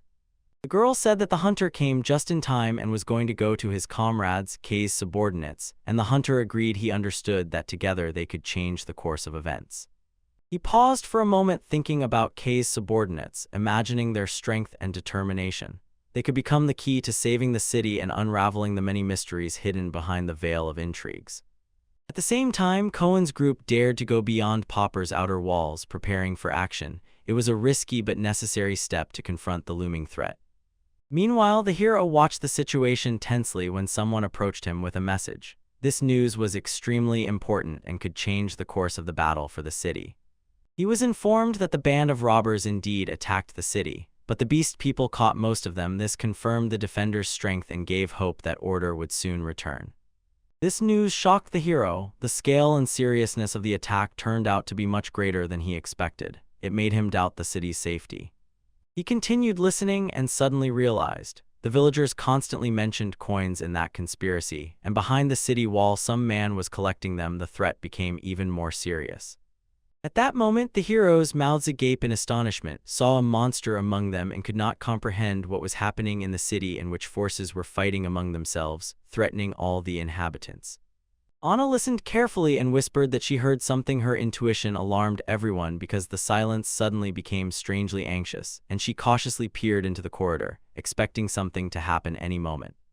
The princess stood nearby, visibly displeased. She grumbled that Kay always did things his own way and never explained his actions to anyone, and her irritation grew. She wanted to understand what was happening around. The The princess insisted that Kay at least somewhat explain his actions to her. She felt that he should share his plans and give her a chance to intervene or help, but he remained a mystery to everyone. Suddenly, the girls noticed that someone had entered. Their gazes immediately turned to the door, and everyone became alert. A feeling suggested that this arrival would change the course of events, so they prepared for the unexpected. Johnson burst through the door, calling Mrs. Rose. His sudden appearance filled the room with excitement. His voice creaked with anxiety, and everyone immediately understood the news was important and urgent. The heroines turned simultaneously and froze in shock, eyes wide open on their faces, surprise and anxiety. They looked at him inquisitively, trying to understand the reason for his sudden appearance. Johnson stood in the doorway, and tension and anxiety radiated from him. His presence seemed to hang in the air and gave everyone the feeling that the situation was becoming critical. Johnson apologized for the sudden intrusion and explained that he had come at the request of the Central Guild. His voice was serious. He was ready to share important information that could affect the fate of everyone. Anna asked the hero why he was so excited. The princess, on the contrary, was glad to see him, hoping that his arrival would bring good news or a solution to a difficult situation. Johnson began to shout, saying that he should be forgotten. He insisted that there were now matters more important than talks and disputes, and his determination and loud voice further emphasized the seriousness of what was happening. The girl looked at Johnson with distrust, not understanding his motives and intentions. Doubt and anxiety were readable in her eyes because she could not comprehend why he was behaving this way and what he wanted to achieve with it. The characters turned and saw something that widened their eyes with amazement and horror, an unexpected discovery that everyone immediately understood as the beginning of a new chapter in their story. They saw one of the 4 demons of the world, Dottie. His appearance caused horror and confusion because it meant a serious threat to all living things, and the sinister aura of the creature filled the air with fear and darkness. Everyone shouted that the seal of Toddy was removed. The demons howled at them, sowing fear and chaos, and his voice, threatening and commanding, clearly showed the danger he posed to the world and the people of the city. A few minutes before the monsters appeared, Kai was intently watching the people beyond the outer wall of the city, trying to catch their thoughts and moods, searching for the right way to help them and protect the city from the approaching threat. People did not understand why he had summoned them. The hero decided to heal their wounds, restore their strength, and prepare them for the upcoming battle. His care inspired trust and ignited hope in their hearts. He realized that after recovery, these people would be able to defend the city from monster attacks. He saw strength in them and was preparing them for a hard fight for survival and freedom. Suddenly, strange growths began to emerge from the ground, slowly stretching like living tentacles, and all present were gripped by anxiety and fear. Animals began to appear from the shoots, various creatures, some of which seemed wild and dangerous, and their appearance caused both amazement and fear. Soon there were many of them. Monkeys, tigers, and other beasts filled the space. The scale of their appearance stunned the imagination, and people realized this was a real threat. People were frightened, their mouths opened in horror and surprise. It was unexpected and terrifying. Such a phenomenon could destroy everything they knew and loved. The hero was convinced that the monsters were mysterious creatures called deity. He knew they were almost impossible to defeat, and this thought increased tension and fear as the fight for survival became more desperate. He shouted that he could not handle such monsters alone. He realized a team and a plan were needed to stop the destruction, and it became clear only unity could save and protect. Kai said their task was to defeat the monsters because they were heroes. His words inspired and raised morale, calling everyone to unite. He believed in the power of unity and determination that could change the outcome. He urged everyone to be brave and not retreat in the face of danger. This call became a turning point, lifting morale and self-confidence, and the heroes and inhabitants felt a surge of strength, ready to fight to the end. People rushed to the city but encountered an invisible wall blocking the entrance. This made them tense and scared. They found themselves outside, realizing that another obstacle had arisen before them. Kai said that one of his people had surrounded the city with an invisible wall. It was a powerful defense created to keep demons out, and it gave the inhabitants peace and safety. Thanks to the wall, the demons could not break into the city, so the battle raged outside. This ignited hope and confidence in victory in their hearts, and the defenders finally had a chance to prepare and repel the enemy. The guild members were disappointed and hopeless. Their plans fell apart, and they knew the consequences would be harsh. There was only one choice left: to surrender or to keep fighting. They begged Lord Kai to spare them, hoping for mercy and forgiveness, but their fate depended on the hero's decision and the strength of their own actions. The guild members began to quarrel, accusing each other. Tension grew, and their unity slowly crumbled before their eyes at this critical moment. No one noticed the approaching danger. Suddenly, behind one of the characters appeared a monster. Its huge maw opened wide. It sought to grab and eat him, and the hero froze in panic and could not do anything, realizing the deadly threat too late. The monster instantly grabbed and swallowed the character right before the eyes of his companions. They stood with open mouths in horror, and blood splattered around, further intensifying the shock and despair. Cider looked at the monster approaching him with horror, pulled out his spiked whip, shouted that he would deal with it, and immediately rushed into attack. The main hero calmly watched the events from the wall, and Kai said that they would either win and survive or lose and lose their lives, so they had to try. At that moment they began to ring the bell and loudly shout that demons had attacked them. All residents were urged not to leave their homes. The beastmen looked toward the direction from which the attack came. Rose could not understand why the heroes needed to remove the seal from that legendary beast. The man replied that he did not know himself, but it seemed the main hero took the coin and went outside the walls to fight the monsters. The princess responded anxiously that if that toddy was real, the hero's strength would not be enough and a terrible disaster would happen. She decisively ordered Johnson to do everything possible to protect the civilians. She had to contact Arnold so that the royal army would depart from Barsu. They obeyed, however she was told that it was not necessary. The newly arrived was recognized. He turned out to be a subordinate of Kaiser Mackall. He said he brought people who were lying in the city and then simply threw them to the ground. They were Count Getty, the mayor, and Ogre himself. Johnson asked if he had come to his senses. The subordinate said that the hunter, seeing him, fainted. The ogre, looking at him again, began to lose heart. Jiro Makala added that they did not need help and should not do anything unnecessary. The princess tried to object to them and said that because of Dalot the entire territory could be destroyed, so they must be ready for anything. Astaroth adjusted his glasses and calmly assured her that there was no need to worry. She had said that he should also hide, but he relayed that the master said Lady Rose could simply observe from the side. Meanwhile, Cider was fighting the advancing monsters and did not understand where they had gone wrong. This was the guild recognized by the hero Mashiro, with influential connections among the nobility and a desire for wealth and glory. A hero cannot be just a name. True courage is needed, risking life for others, facing a great challenge and showing bravery. He realized this too late. Breaking more and more monsters, he thought that they might not fall, yet he shouted to his people not to lose heart. Now was their time, everything would be fine, and the people supported him. At that moment, a dark stream of energy burst from the ground. Frightening them, they realized that the true form of Dowdy had appeared, and high above them the face of the monster began to emerge. Cider and his people stood below, frozen, watching its appearance and realizing that it had come all the way here. Cider swallowed hard, watching as monsters appeared before them. Among Deity's tentacles appeared a giant snake. Its jaws opened wide and it lunged at them. Suddenly, one of the beastmen kicked it, and it flew far away from them. This stunned the guild members. At that moment, the rest of the beastmen suddenly joined in. Cider did not understand why they were doing this, and the boy only replied that they were not helping them. They just wanted the guilty to receive deserved punishment. The main character asked if he was really sure about this. After all, these were the same people who wanted to sell the beastmen. He replied that he was completely sure. If they were left, he would become the same, and for them the most important thing was the protection of the city. The main character's assistant firmly said that he was determined, and Kai replied that in that case they would leave the coin to the hunting guild. He told that boy that he would watch their fight from here. The boy thanked him for that. Kai added that instead of these pseudo-heroes, they themselves must save their city. He ordered to start the second round, and everyone rushed into the attack.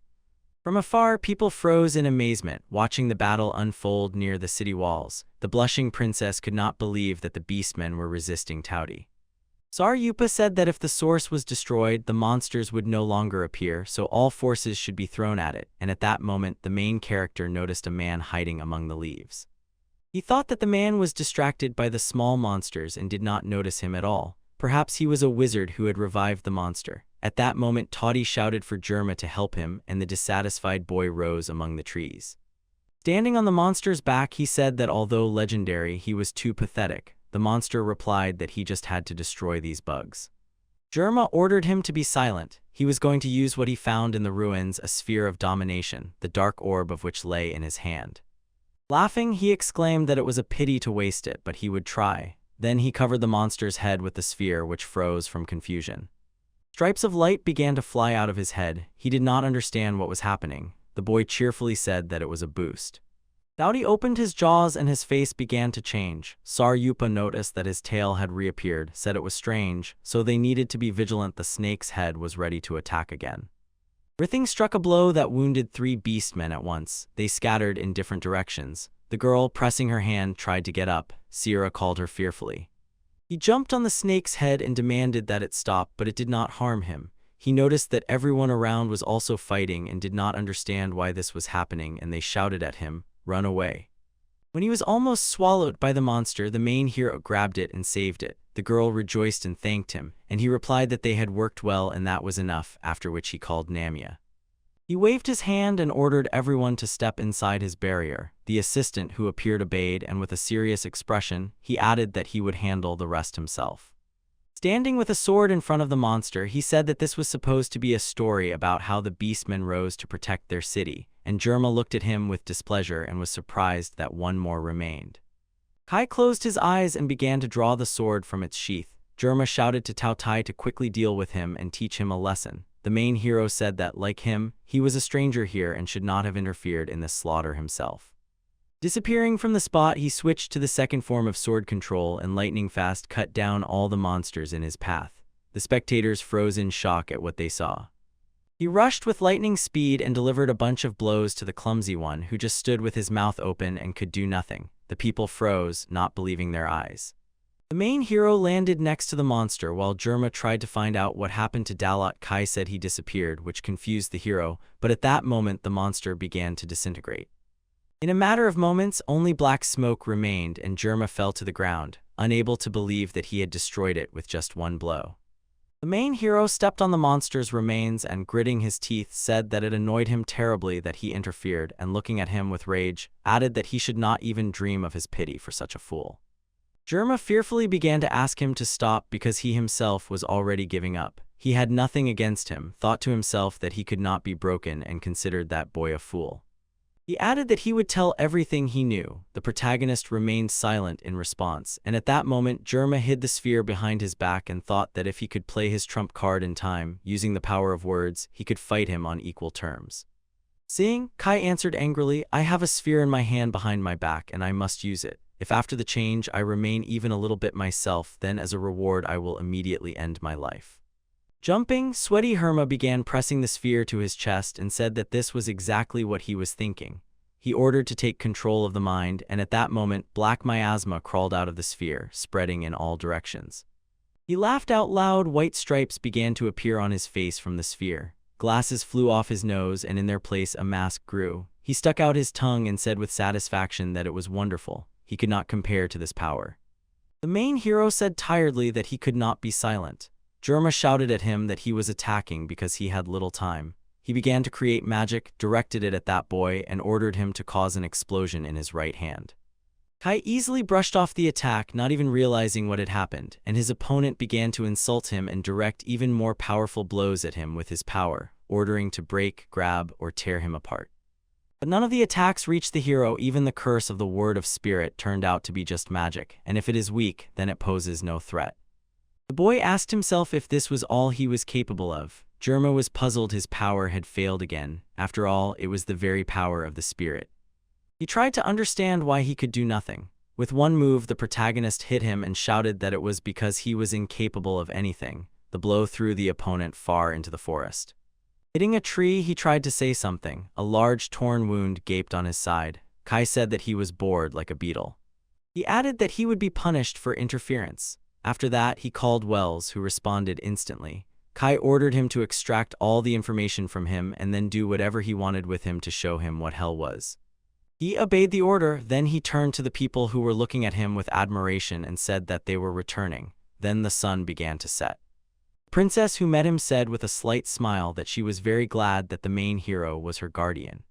Kai once said that it was temporary. Yavushka replied that she understood, but as long as he was with her, she would always be by his side. Later, Kai thought that she was not only reckless but also said strange things. Considering the situation with Rina, was he really so attached to her? He recalled what he had talked about with the princess earlier when they were at the cafe. He cares about Rena and Rose. Perhaps these are remnants of Kai Heinemann's feelings from the past that have not faded even after 100,000 years. He said he would participate in all this until a new guardian was found. He also thought that little would change, and he still lives in this world with friends and does whatever he pleases. Friends lay beside him. A satisfied Faut asked if he liked Rose's cake, and he replied that the cake was quite tasty. An empty plate stood on the table, and at that moment a full moon rose in the sky. Meanwhile, in the capital of the kingdom, Emilia Iremgard, a loud scream rang out, causing the boy walking down the long corridor to immediately tense up. It was Kai's childhood friend, Renat Grot, who excitedly said that Rose had met a boy and they were heading to Barcelona. Kai's childhood friend, Magic Master Kitch Steinbark, did not understand why this was happening. The girl shoved a piece of paper under his nose and told him to read Rose's letter. When he looked at the note, he recognized her handwriting and realized she was telling the truth. Renat added that she was worried about both of them and that they also needed to go to Barcelona. She quickly turned around and immediately decided to go and arrange a carriage for them, while Kitch tried to stop her, asking if she understood the situation she was in and what would happen if she left. Smiling, the girl said that if he changed clothes, everything would be fine. Let him get ready and come too. The stunned boy stood in the corridor and realized that the teacher would definitely find out. At the same time, lightning flashed over the Lord's house in the ghost town. Inside, the walls were covered with stains, and a man quietly sat in a chair reading a book. Suddenly, he sharply closed it. He said that Germa no longer exists. This puzzled everyone present, and someone asked if it was true. He replied that his presence in this world had undoubtedly faded. Another asked if it was true that there was someone in Papra who could destroy him. He confirmed. Rising, he decided what they should do next. The girl asked him if they had already finished with current matters. He replied that they could deal with that later. The boy added that they all needed to be destroyed. The man ordered Ock to find out who destroyed Germa, and Sil must hurry with activating the Rulans. Sugar and Pepper must set out to destroy Papura. Losing is not an option for them, no matter who they have to fight. At the same time, in the residence in the caves, two men in black cloaks approached the girl sitting on the throne. After listening to them, she sighed heavily. She was tired and understood that even Deity would not cope with this hero. The man cried and said that he watched until the very end. Number 33 did not return. The matter did not require control, but he wanted at least to help Neil and feared that Neil had already gone, while the girl clenched the armrest of the chair. Grasping her head, she thought with horror that one of the close allies of the Dark King, Ashmedia Neil, had disappeared. She needed to be strong until she finished this, and with sadness she thought about being forgiven. Suddenly standing up, she loudly ordered everyone to listen to her. They had to continue the search for the victim needed for activation, that one single victim for activation. Everyone obeyed her order, and she mentally asked that someone from another world watch over her. She would complete her mission and follow her. At the same time, even deeper in the darkness, divine beings from Babylon gathered. One of them reported that the inspection of the ruins was completed. They found the gates for their demon army, and the girl clarified if it was true. Pazuzu from the army of evil, smiling broadly, replied that he would first appear in that world himself, and only then open the gates for Lady Tiamat, and she fully agreed, adding that he should hurry. She could no longer wait. Rena and Kitch joyfully decided to set out in search of the main hero. Meanwhile, Kaio also hit the road, warning that he would leave no one alive who stood against them. The demon confidently declared that she would protect Dash Media at any cost, and Tiamat rubbed her hands happily and said that she could finally play. At that moment, the main hero, having thrown his sword over his back, set out on the journey together with the princess. The beastmen waved them goodbye, seeing off their carriage. Shortly after leaving Cabrera, Arnold joined them. He said that he was informed the permit to return to the capital would be ready in about 2 weeks, so until then they would have to stay in bars, and after these words he left. It seems he will still have to spend a few days on business due to events in the city. A 2-week delay, but that even works in their favor. The main hero also has his own affairs. He finally reached where he needed to be.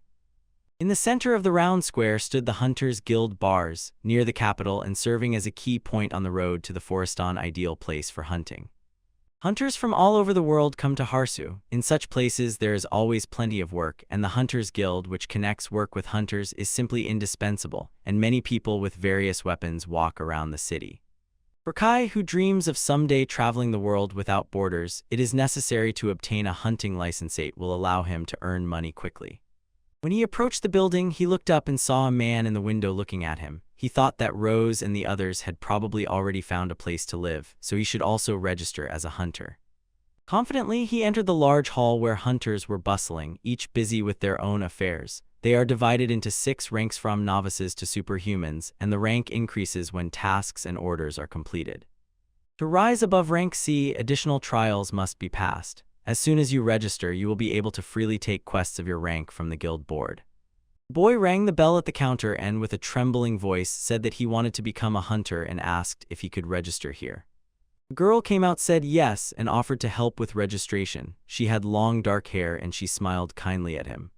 She said that the registration fee was 10,000 euros and asked if that was okay. The guy understood everything and thought that somewhere at the bottom of the box with things there should be that amount, and the girl was surprised by what he was doing.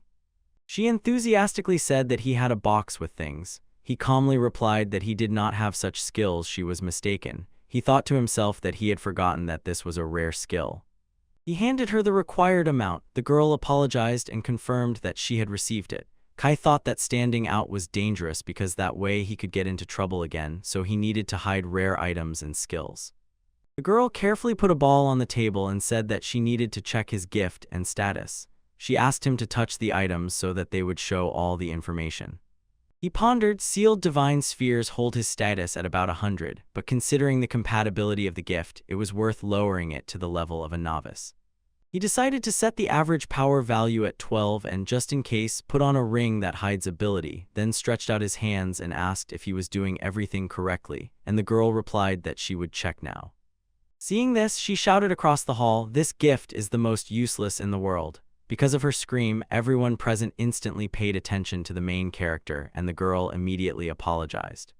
The guy calmly replied that her surprise did not surprise him at all. One of the hunters pointed at him and said that he was really the most worthless guy in the world. Someone else sharply told Lazy to stop. He would report to the boss. As he left, he added that there was no point in defending this merchant and Mia was too serious. She apologized again because she had voluntarily revealed that information. The guy was only glad it was better if everyone considered him weak, then there would be fewer problems. He told her not to worry. She, on the contrary. He was grateful to her for spreading it. The embarrassed girl asked if he liked being laughed at, and he asked her to continue the registration.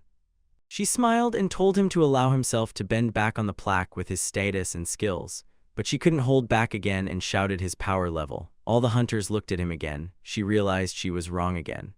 He noticed that his status looked strange, but fortunately he was wearing a fake ring on his finger. Apologizing, he explained that he forgot to take off the ring for enhancing abilities, took it off, and asked her to check again. She agreed. Leaving the building, he thought that too many questions were asked for a simple registration, and remembered how she said that the registration was completed, and he would have to return once more only for the final papers.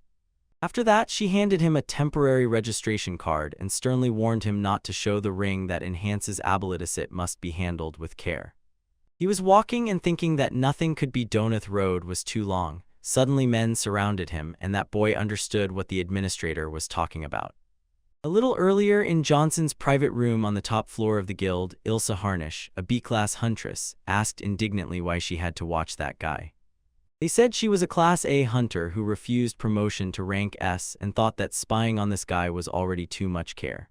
They told her there was no point in explaining. It was better to see everything with her own eyes. He was at the reception downstairs. She needed to go there immediately. After that, she was shown the door. Descending the stairs, the girl thought that she would seemingly agree but would take a generous fee for it. She noticed the main character who was talking to the administrator. She heard people talking about him, saying that the boy was the most worthless person in the world, that he was very weak and unlikely to achieve anything great. One of the men said that he supposedly had a ring that greatly enhances abilities. Another immediately asked what kind of ring it was. Was it a treasure-level ring? He wanted to get it because the boss would be thrilled. Girl instantly understood what they were talking about. Ilsa watched as the boy was surrounded by people and thought that now the question arises, why did Johnson order to watch this child, or rather to guard him? One of the men sharply told the heroine to give him the ring that enhances abilities, and she instantly realized they were going to rob him. It turned out that the guild had completely fallen apart, and she remembered how the administrator called her. Mia told her that the guy had just left. She asked her to keep an eye on him a little, saying she was worried. Ilza felt that in any case she could not refuse to protect this boy, and at that moment one of the men grabbed him. She thought she would lose him, but at that moment Kai kicked the attacker so powerfully that he flew away from him, and the stunned girl did not understand what was happening. In the blink of an eye, the main hero smashed everyone who attacked him. Then he suspiciously approached the girl who was watching him. Jumping back, she hid behind a column and thought with fear that this was no joke. He could see through her ability to disappear, and at that moment Johnson appeared and asked if she had seen anything.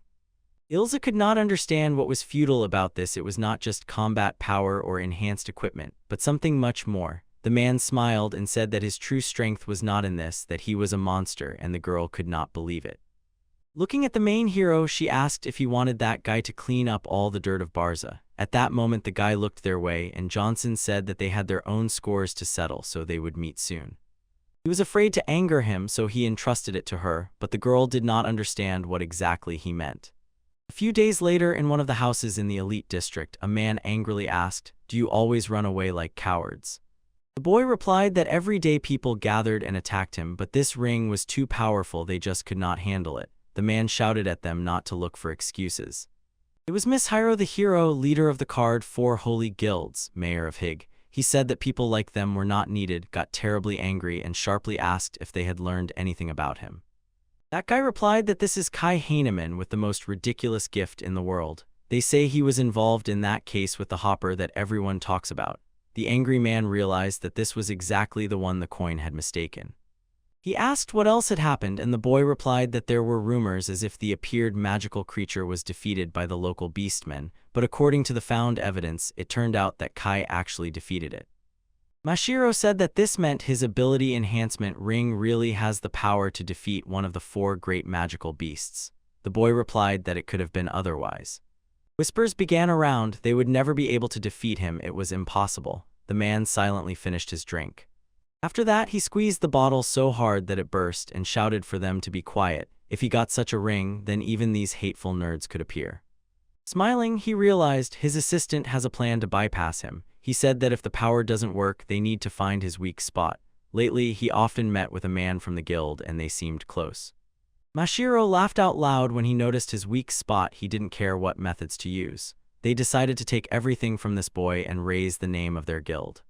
A few days later, during the annual carnival in Barcelona, the main character happily walked around the city in the company of girls.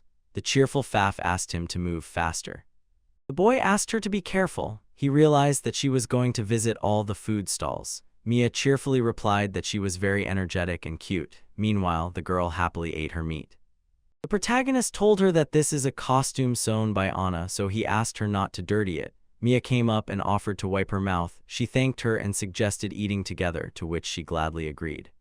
The boy thought that if Faf shares food, then she really got attached to them, and Astaroth wondered how she could have an appetite in such a crowd of people. The main character realized that his assistant was here too. He replied that he came just to see what interesting things could be found here.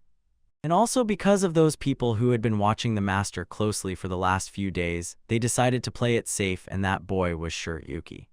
He ordered her to find them and find out what they were doing. If possible, she needed to gather as many details as possible. He left the decision about further actions to her discretion. The girl bowed and agreed. Meanwhile, the girls continued to wander the city with admiration, looking at various street food stalls, and evening was approaching and people began to disperse. The boy sincerely thanked the girl for playing with Faf. He was very grateful to her, and she replied that she also had fun.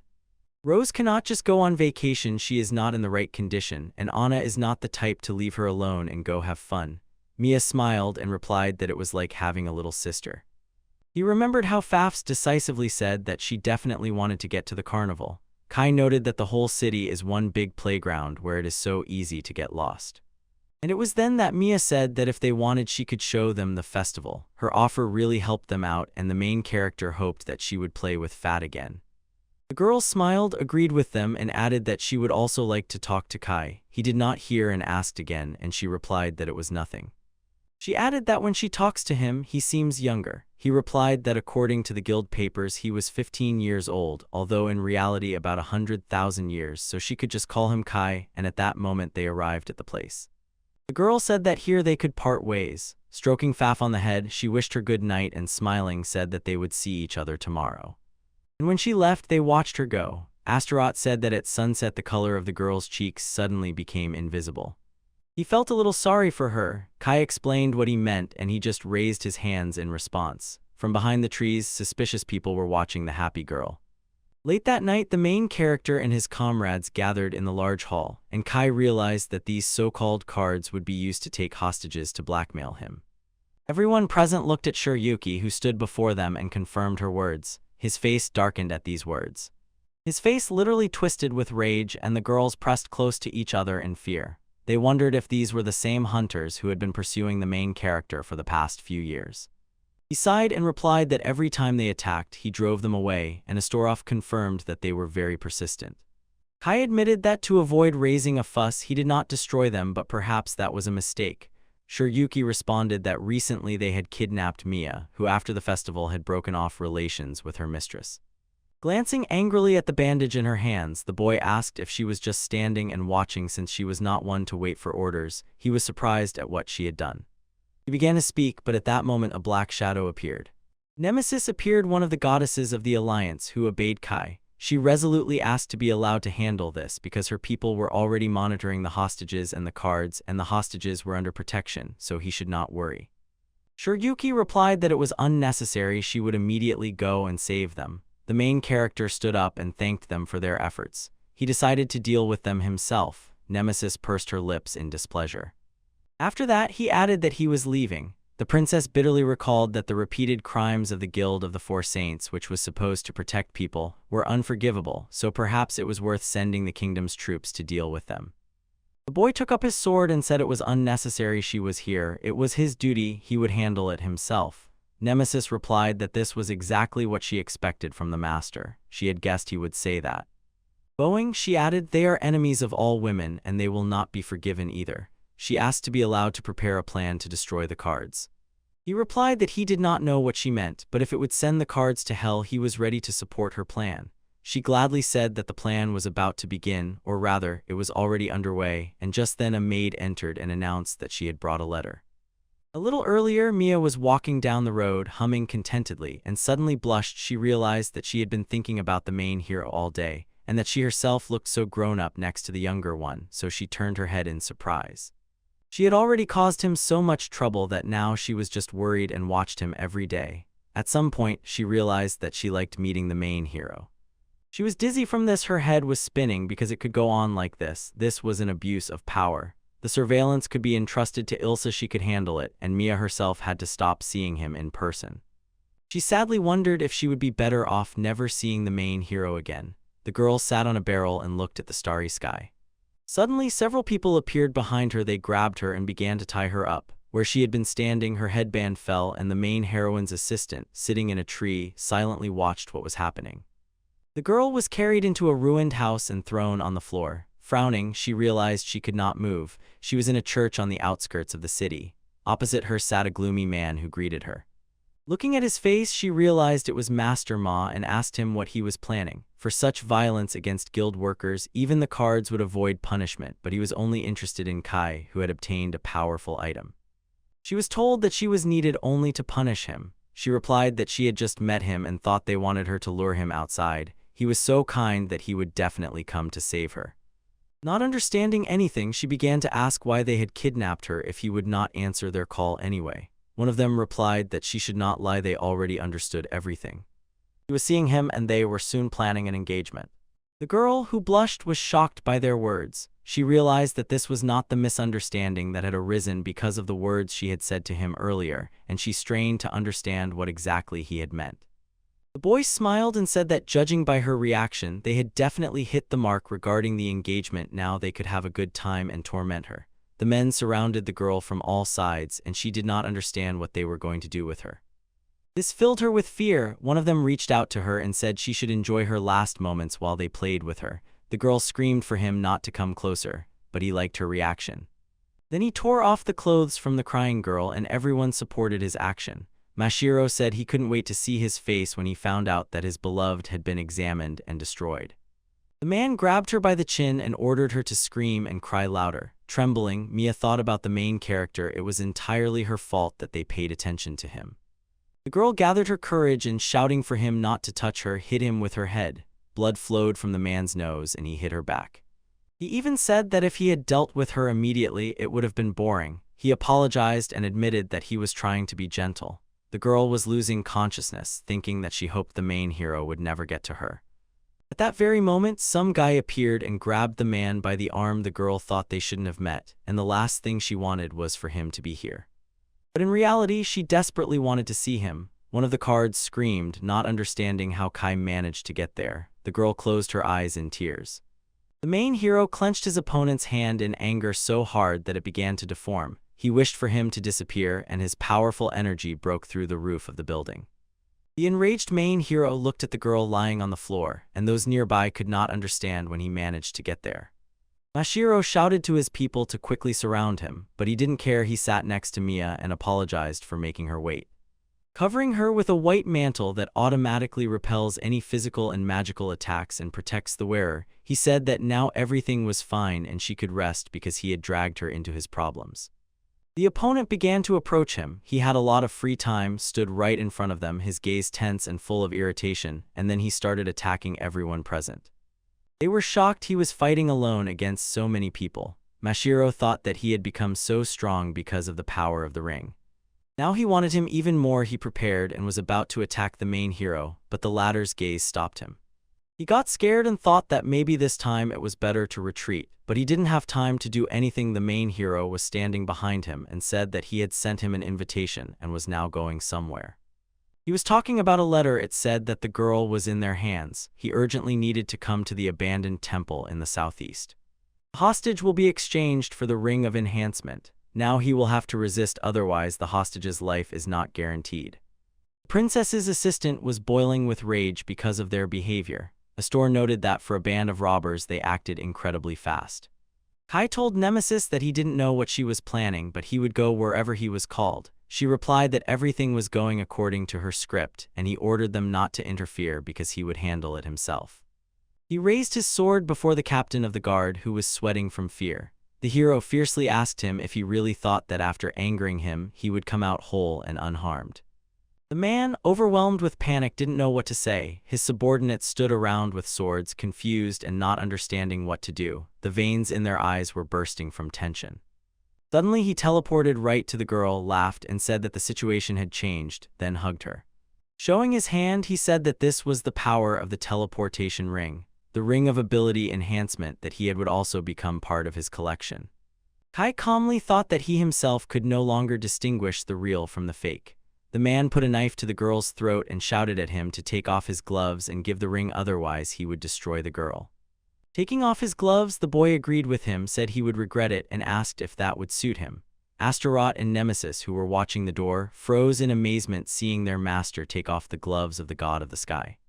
Running into the room, Astaroth shouted that he was retreating. Kai told him to do so. Mashiro tried to understand what was happening. The main hero realized that he had long been not free from restrictions. Astaroth was boiling with rage at these stupid people. Kai addressed Nemesis and she instantly bowed and caught the sleeping girl from the man. He just looked in shock at what was happening.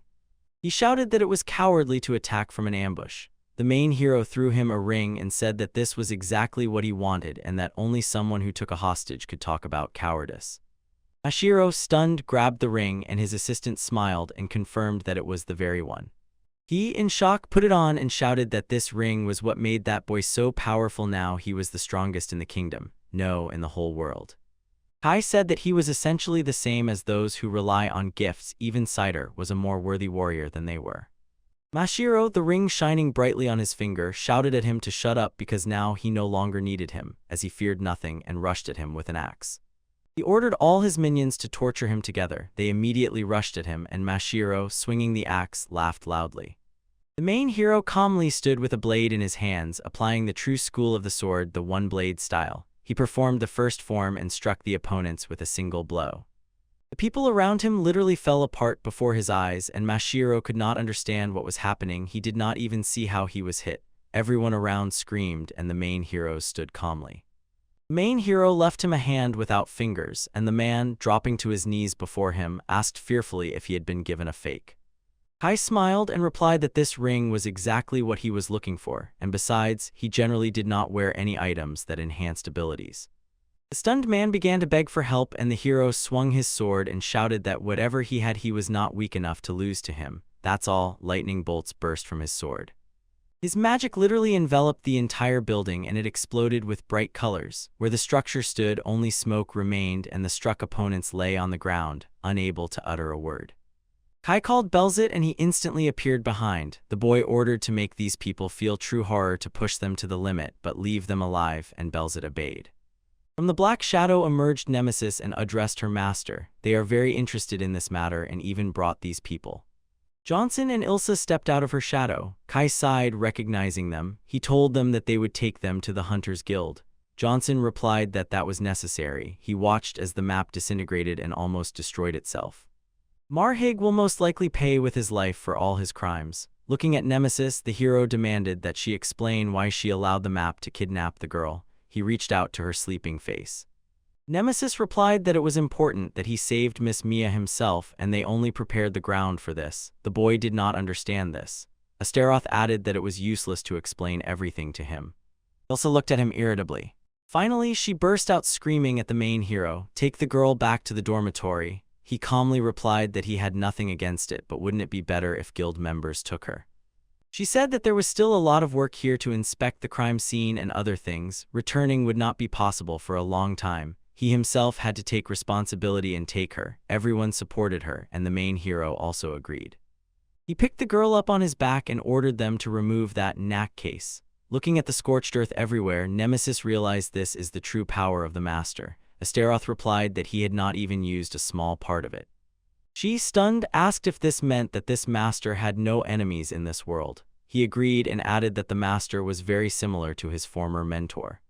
Looking at the one who was leaving, he added that he needed something that would keep him in this world besides fights. It was already dawn outside. The hero carried the girl past the street lamps. It was then that she opened her eyes and realized he was nearby. Turning around, he quietly asked if she had already woken up and added that he would now take her home. He apologized for scaring her and asked if she was in pain. The girl, blushing awkwardly, replied that everything was fine. She didn't even know how to thank him. He replied that he didn't need gratitude. Because of him, she was dragged into this. Pressing against him, the girl realized that she was very happy, but the boy did not understand her, and blushing, she replied that the dormitory was already close and she would get there by herself. She got up and said that he didn't need her gratitude, but she was still thankful that he came for her. The happy girl hugged the main hero tightly, and he himself replied that it was self-evident. The girl held him tightly in her arms for a long time, and he stood nearby doing nothing. Meanwhile, the sun began to set in the sky. After some time, the girl waved to him and said that they would see each other again. The main hero confirmed her words with a smile. Nemesis, blushing, watched the scene through the screen and said that he should have escorted the girl to the door, while Astaroth looked at this irritably. She added that even entering the room would be pleasant. He agreed. Bilsa shyly said that she would like to talk to him. They both instantly turned their heads toward her. Nemesis confidently said that they are the ones who share the fate of the main hero. They will not harm the one the master seeks to protect. As they disappeared into the darkness, they asked the stunned girl not to worry. She did not have time to say anything to them because they simply vanished. Johnson realized that he hadn't thanked them and thoughtfully added that he had asked Kai to help cleanse the Hunters Guild of rot. It seemed they had stumbled upon a hornet's nest. Their observation was quickly exposed. His power is boundless. The girl said honestly she was scared, but he saved Mia. He replied that he knew him as the son of his old friend. He did not understand what had changed him, but the heart seemed to remain the same. Ilsa turned away and added that she also believed the main hero and his friends could not be evil. Later in the city, the princess saw through the window that the main hero had returned. She rejoiced. It seemed everything was resolved safely, and that was very good. The assistant said irritably that although he saved a simple person, he made too much noise and did not feel like a royal guard at all. The princess replied to Anna that he was only a temporary royal guard whom she had asked to help. She understood that the girl was also worried and had waited for him all night, so she awkwardly said that she simply could not leave Rose waiting for Kai alone. Anna added discontentedly that he always did things his own way. The princess did it only because she was worried about him, that's all. Rose gently nudged the girl, noticing that she was tired. So she suggested, since it was already morning, it was worth resting. Both girls went to their beds. The princess quickly fell asleep, and Anna kept thinking. Waiting for the right moment, she left the room and, leaning against the window, thought that the princess fully trusted the main character, but she herself did not. Empty street, empty bridge, empty bridge. Anna walks quickly on the sidewalk in a depressed mood and suddenly stops, freezes. Many thoughts flashed through her mind. She leaned against the edge of the bridge and a scream burst from her throat. The girl asks Kai for forgiveness. She categorically denies that the king and Rose are to blame for the kingdom's dire state. Anna bursts into the room where the young people are having dinner. Lady Rose looks at the girl who entered with bewilderment. Kai explains, in a country where discrimination and poverty thrive, corrupt nobles and rulers, blinded by power, do whatever they want, so the king and Rose cannot truly lead the people and bear no responsibility. Annie is advised to go and cool down. She herself is furious they called them incompetent, although Rose always thinks about the people. She, apologizing incessantly, ran out of the room and rushed down the long corridor, casting one last sad glance at the young people who still sat motionless in their seats. Kai believes that the best thing is to leave Annie alone and continue their interrupted conversation about politics. Another young, pleasant-looking girl runs into the room and says it's time for a snack, and Rose suggests taking a little rest. She wants cookies. The elder replies that she will bake a bunch now and asks for help. Before leaving, Rose looked out the window once more and thought that with Annie in such a state, it's better to leave her alone. The girl, while Kai is drinking something, says to him with disappointment that they have run out of tea for the cookies. Rose charmingly winked and asked Kai to tell Annie to buy some regular tea. At that moment, Annie is standing on the bridge, thoughtfully looking into the distance, and suddenly a scream is heard behind her. It turns out that before us is an old woman, and next to her stands a small boy who points at a huge statue of an ancient deity. Compared to it, they are tiny. The grandmother says that in the kingdom, human virtue is judged by the blessing of the holy god of war Ares, because this blessing is the foundation of all values. The boy exclaims excitedly that he also wants to receive a wonderful gift and become a knight, for which he receives a warm blessing. Werebeasts without a blessing are considered a lower race and must be under the rule of people with high virtues. And those who do not have a blessing, unfortunately, are considered incapable and traitors. Anna remembered how she was taught. The values created by the nobles of the kingdom of earth are the norm, and she herself comes from an ancient line of holy knights and nobility. But Anna increasingly doubts whether these are truly the right values. The more she strives to be a proud knightess, the stronger the doubts become, and behind her a cry echoes. It turns out that the man is showing the goods to potential buyers. People have gathered around with smiles. The whole scene is clearly amusing. Anna had always been afraid to face such a contradiction. On one hand, the upbringing and values instilled in her since childhood and considered correct, and on the other, the cruelty of the surrounding world. Anna rushed to the man and grabbed his hand, not letting him hit again. The day she defended Rose flooded her memory. She is horrified, with only thoughts about the consequences in her head. She cannot understand how someone can behave like that with a living being that thinks and feels. The man does not understand what is wrong with whipping an animal, and Anna replies, "People are people." Well, the man irritably replies that the girl should not interfere with him, advertising the goods to those potential buyers who, apparently, were dissatisfied with her intervention. He also says that it is precisely they from the kingdom, those who decided that werebeasts are not people but traitors. It is very strange to talk about discrimination to those who created it themselves. Suddenly Kai appeared. He covered Anna with his back and justified her behavior, saying that she simply does not know life. The girl flares up with anger again. The man, putting on an impenetrable mask on his face again, calmly says that he does not want scandals and that they only interfere with his business. He just wants to show the goods to the customers, who even watch the whole scene with pleasure. Kai takes a pouch tightly packed with money from his breast pocket, hands it to the man, and says that inside there are 80,000 orlovs. Without hesitation, the second man takes the bag and with a smile says that this is only an advance. The seller casually touches her hair and adds that the silver beast is a rarity, for which he will ask $2 million. Anna was truly stunned by such an amount. She could not even imagine where that guy could have gotten such money. Kai assures that he will definitely pay later, but for now the child must be handled carefully and not harmed. The man, getting involved in this, gives 30 days for full payment and sternly warns, if he is not paid on time, he will not return the 80,000 orlovs. Then he threw a cloak over the child's shoulders and said that the deal was made, and until the very transfer the child would be considered valuable merchandise. Kai, deciding not to argue or bargain, agreed without objections.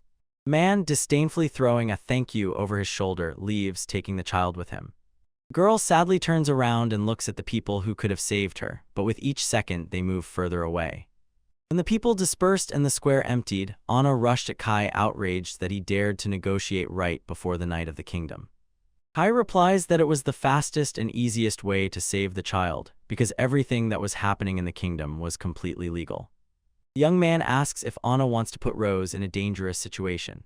And to protect the child, he made the best decision. Anna, having calmed down, agreed with us.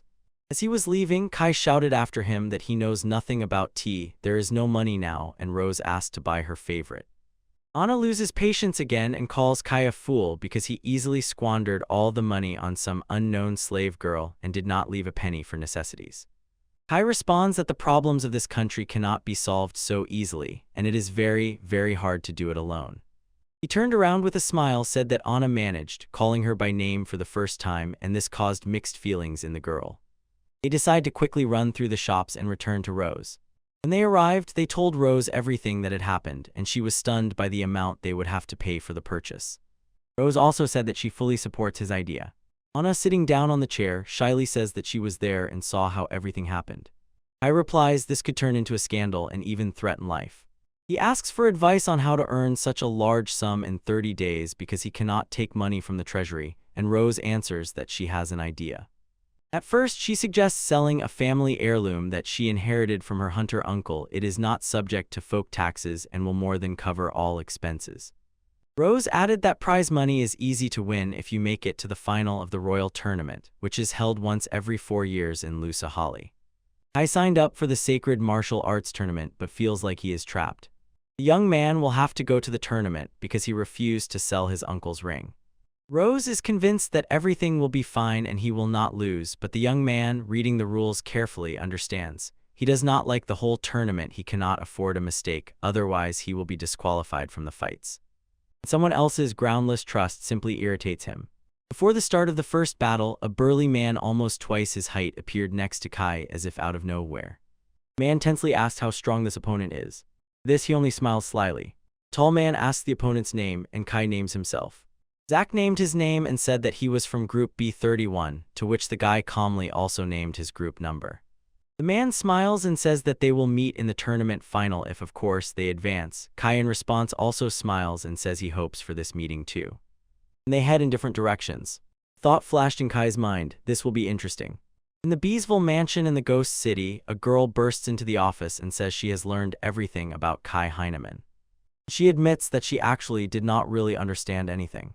The men sitting in front of her ask if even her observation skills did not help, and the girl replies that her ability to see from afar stopped working the very moment Kai took off his glove. She says she saw with her own eyes how the church exploded, and that he single-handedly destroyed one of the 4 guilds. The man asks again, not believing that she really saw anything. The man laughed and the girl smiled shakily and said she was still watching him. The unknown man in a hat says that Kai is probably on their side. The man says that first he will cut off Kai's Achilles tendon. And the girl with all her might stabs the photograph of Kay and Anna. Kay remembered her face and suddenly realized the chance to earn money is an important experience for him because he wants to live freely like a hunter. Sometimes to live, you need a considerable amount of money. He says he understands that you can earn money at the tournament, but worries if it's okay to stay so late. Rose says that Arnold is currently up to his ears in dealing with the consequences of recent events and cannot return. They will not be allowed back to the capital until he himself becomes a guard there. Kay wonders if it is because of him, and suddenly a card appears. The girls quietly calm him down, saying that he saved not only them but many other people as well. Kay feels that he has fallen for her bait, but otherwise, money cannot be earned quickly. He thinks that he has already registered, and feels that it is time to meet Rose and the others. Suddenly, someone shouted at the boy from behind. When people saw the participant card in Kai's hands, they could not believe that he was also taking part. The boy remembered these people and felt that he urgently had to flee the city. They came to the tournament to raise the school's prestige, and as soon as they learned about Kai's gift, they began to despise him. The young man turns around and leaves, saying that he no longer uses their school equipment and that they cannot say anything to him. The leader in the suit shouted that Kai's very appearance is a stain on the school's reputation. They calm him down, saying that Kai will still lose disgracefully and that he is not worth paying attention to. Kai can hardly believe that in the qualifying matches he will have to fight such people. Behind him, they continue shouting about future exploits. In 2 days, the first day of the qualifying round of the Sacred Martial Arts Tournament arrives. At first, participants are divided into groups of 100 people. As soon as the gong sounds, the fight begins. Kai carefully adjusts the bandaget when he bought before the fight for 10,000 eagles. Before the start, Kai carefully watches the opponents. Most of them are novices, and there is not a single star in the list of participants. Kai spins a plan for victory in his head and thinks that it is an unnecessary hassle. He does not need to stand out from the crowd, but this is exactly what guarantees advancement to the next stage. Suddenly, a familiar voice comes from somewhere to the side. Kai turns his head. Students burst into an argument. Who among them is worthy to fight Kai? The young man himself believes that starting with 3 students from the school and Heinemann is exactly what is needed. Students argue, accusing each other as if someone wants to steal their glory. With one swift movement, the young man cut the bandages from the opponent's shoulders. While others are still hesitating about who will attack first, Kai approaches the edge of the stage, crouches, and asks if he can hand the bandages to the host, and she says in surprise that only a minute has passed since the fight. The host held his breath upon seeing the bandage in Kai's hand. The young man states his number and asks hopefully if that will be enough to pass. The host reviews the list and apologizes for the inconvenience. Kai is announced to have passed to the next round, and his opponents look around in surprise. The spectators froze in the stands in amazement, not believing their eyes. Aaron, the tournament organizer, himself knows well what kind of young man he is. Rumors go that he supposedly has the gift of mediocrity, but that is impossible. The organizer recognizes Kai, even in his changed appearance, and wonders why he is participating. The skill that Kai showed is only within the power of a few chosen ones. Aaron suspects that this gift to a man without talent is not generosity, but a cover so that other organizations do not poach him. Rumors say that Kai was expelled from the school family because of his gift, but no one understands why anyone would do that to a person with such talent. Aaron says that since Kai no longer belongs to the school, he can easily take the school from him without any problems. The championship organizer has already become disappointed in the youth at this tournament, but with abilities like Kai's, he will easily become an elite warrior of the kingdom. Aaron thinks that the final is now much more interesting. At night a fierce cry is heard, Kai will pay.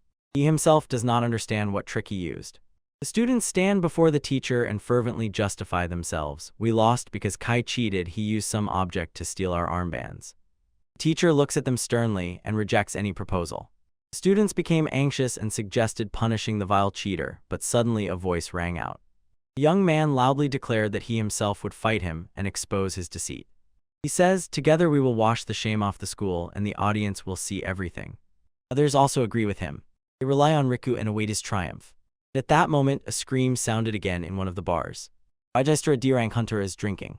He keeps whining, saying that Kai is the most worthless person in the world, and supposedly only Mia found something in him that suits him better.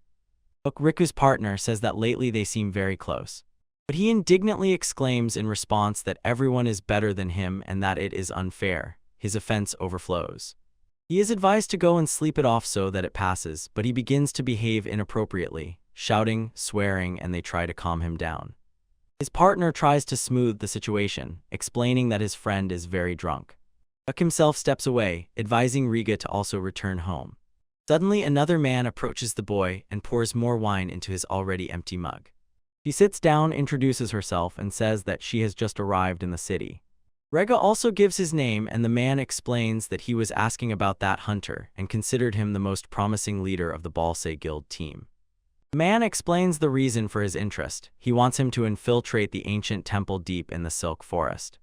Rega is stunned by such an unexpected and strange request because even rank hunters are afraid to enter this temple, and Saul says that is correct, it is one of the least known and least explored dungeons. The young man replied that the ancient temple requires abilities far greater than his, and the new acquaintance recounted rumors about countless treasures buried there, the perfect gift for that very girl. Saul hands over the amulet and explains that with it Raga will become a C-rank hunter. The girl complains that the gentleman does not play with him, and because of this she is bored. Rose says that recently he has been very busy with qualifying tournaments, so he hardly has time to play. The little girl is sad. She also wants to go cheer for Kai, but they would stand out too much at the venue, so they cannot be there in person. Anna calls Rose. She excitedly says that Kai passed the second qualifying round and asks if the final of the third round will take place tomorrow. The boy has every chance to win, and this will bring him a prize fund of 3 million eagles. Kai sleepily says that this amount is bigger than they expected. Rose enthusiastically assures Kai that they will cheer for him through the monitor. The young man approaches the little girl and says that he will finish quickly and they will be able to play with the transformation. She promises to protect Rose with all her strength. Kai tenderly strokes the girl's cheek. Everyone warmly sees off the young man. Recently, Anna has become very close to Kai. On the day of the qualification, the organizer came on stage and loudly announced, only 4 participants will advance to the final, and fainting or leaving the arena will automatically be considered a loss.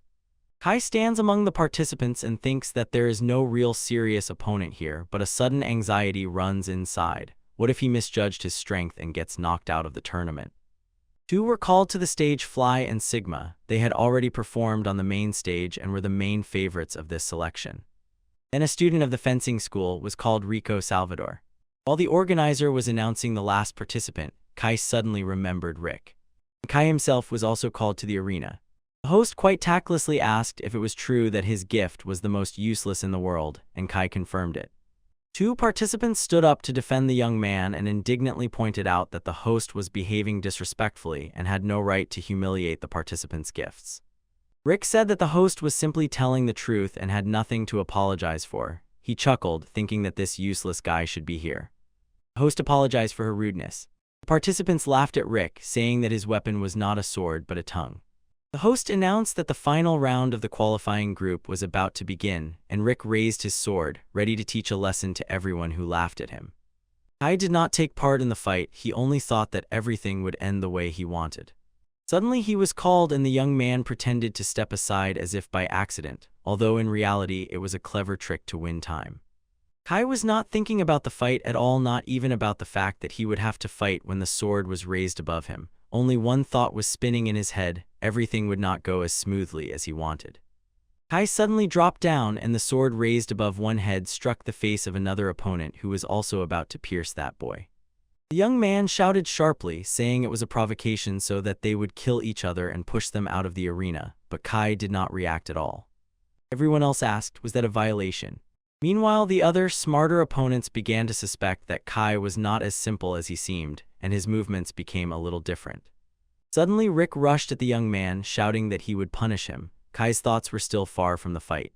Kai carefully took the weapon with 2 fingers and said, "A sword is not a toy to wave around for fun. Even a wooden sword is still a sword." Kai thought that it seemed this man would have to be taught how to behave properly. Rick's eyes were full of questions, and the sword did not even twitch. Kai walked past, warning, "Be ready to take responsibility for what comes with this." With one swift move, the young man grabbed the sword and said that he had originally intended to disqualify him, but changed his mind. He ordered those below to watch how the battle would end. Skillfully and lightning-fast waving a wooden sword, he was cutting down opponents, scattering them in different directions and leaving an expression of complete surprise on their faces. Nothing was visible from the outside. Inside, a fierce battle had already erupted.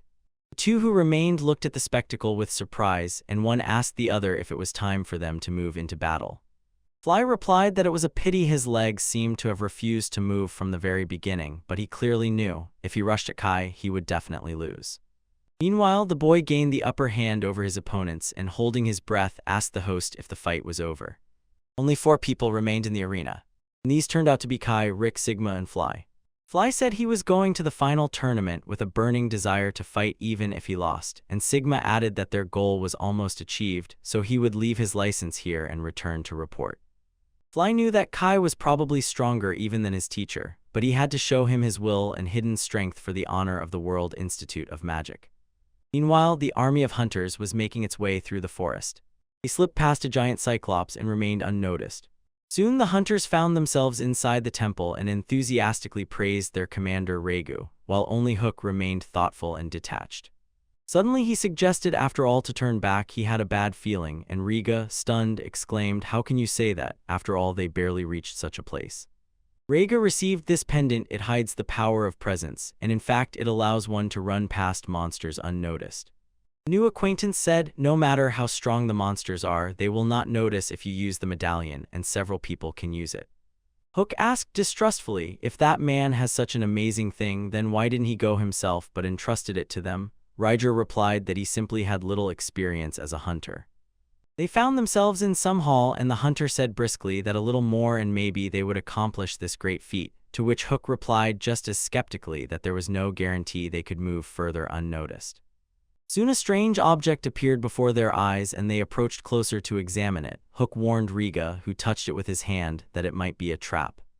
Before the hunter's eyes opened a mountain of treasures, and Riga, not believing his eyes, went inside, enchanted. Inside lay mountains and mountains of treasures. While everyone was delighted, only Hook became wary. When everyone entered, he asked all to pull Riga back. The hunters looked at the loot happy. Now they were millionaires, and they would definitely be promoted to C rank. And suddenly a terrible thunder sounded, the ground shook, and the hunters retreated in fear.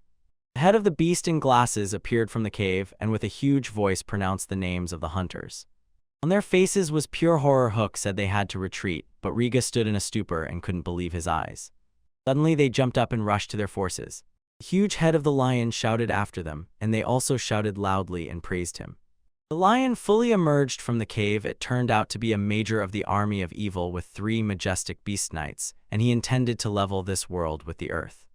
Previously there was a local god of the T level here, like livestock, who was sacrificed to perform the ritual of summoning dead gods, and the first goal was to summon Lady Tiamat into this world. This was the main task.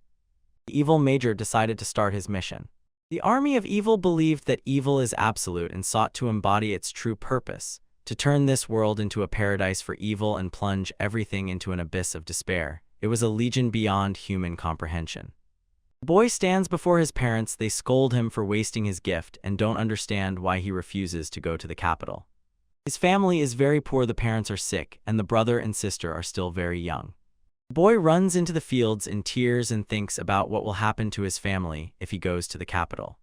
He sits, looks at the mountains and forests, and suddenly hears a voice behind him. Little Kai approaches him from behind and says he suspected this boy would come here. Hiss looks away and starts grumbling, this girl really can't keep secrets. Kai replied that his sister was looking for him and said that he suddenly ran away from home. Hiss is serious and responsible, but always tries to take everything upon himself. Kai says that asking for help in difficult times is not shameful, and suddenly it sounded, time to wake up. The black-haired girl will be Kessa. He says that they should reach Barcia before sunset. The girl's name was Lena. Some time ago they found out that Kai was accompanying Lady Rose on her journey and decided to secretly flee the capital to meet him. While Lena reads, Kiss anxiously spins in his head that he will have to come up with some excuse if the master catches them, and Lena herself chatters carefree about how Kai has become, how much he has grown, and how he looks now. Kiss replies that of course he has grown, but sincerely hopes that inside the young man remains the same even after receiving the most futile gift in the world and enduring persecution. Kiss whispers to himself that everything will be fine with Kai. Suddenly there was a hum and rumble kit, and Lena became alert. Although Lena was so strong that she could challenge the Knight Commander Arnold, even she began to tremble with fear. Suddenly another girl appears and flips the card. Isa sharply throws it away. And it grabs Lena by the throat. She says, it doesn't impress me at all. Lena sees that Kiz is lying on the ground next to the horses. She looks intently at the unfamiliar girl and asks how she dared to do that. Girl laughs and asks if Lena can withstand even one blow. Suddenly another man appears and pulls the unfamiliar woman away from Lena. She asks Kyra, what are you planning? Lena realizes with horror that neither she nor the keys can stand against these people. The man calmly says that if Lena breaks down, everything will be lost. This girl is an important bait for catching prey. Hitch screams wildly for the girl to let Lena go, while she indifferently looks at her victim. Lena, suppressing her pride, groans and begs not to kill Kitch. A tall man grabbed the boy by the scruff of the neck as if he was going to break him, but the girl stopped him. She said that he also has his role and they need him alive. Strangers tell the young man to come to Lord Vesper's estate in 8 days. Kai and Lena will be with them, and if he is even a little late, the hostages will simply be killed. Lena and Kitch exchanged a glance. The boy asks in surprise why people are hunting Kai. The girl, as she leaves, whispered to Kitch, tell Kai if he does not come on time, what is meant to happen to Lena will happen. The girl does not understand why Kai specifically became their target. The stranger describes what she will do to the girl, and Kitch is horrified. He leaves, leaving the boy lying on the ground.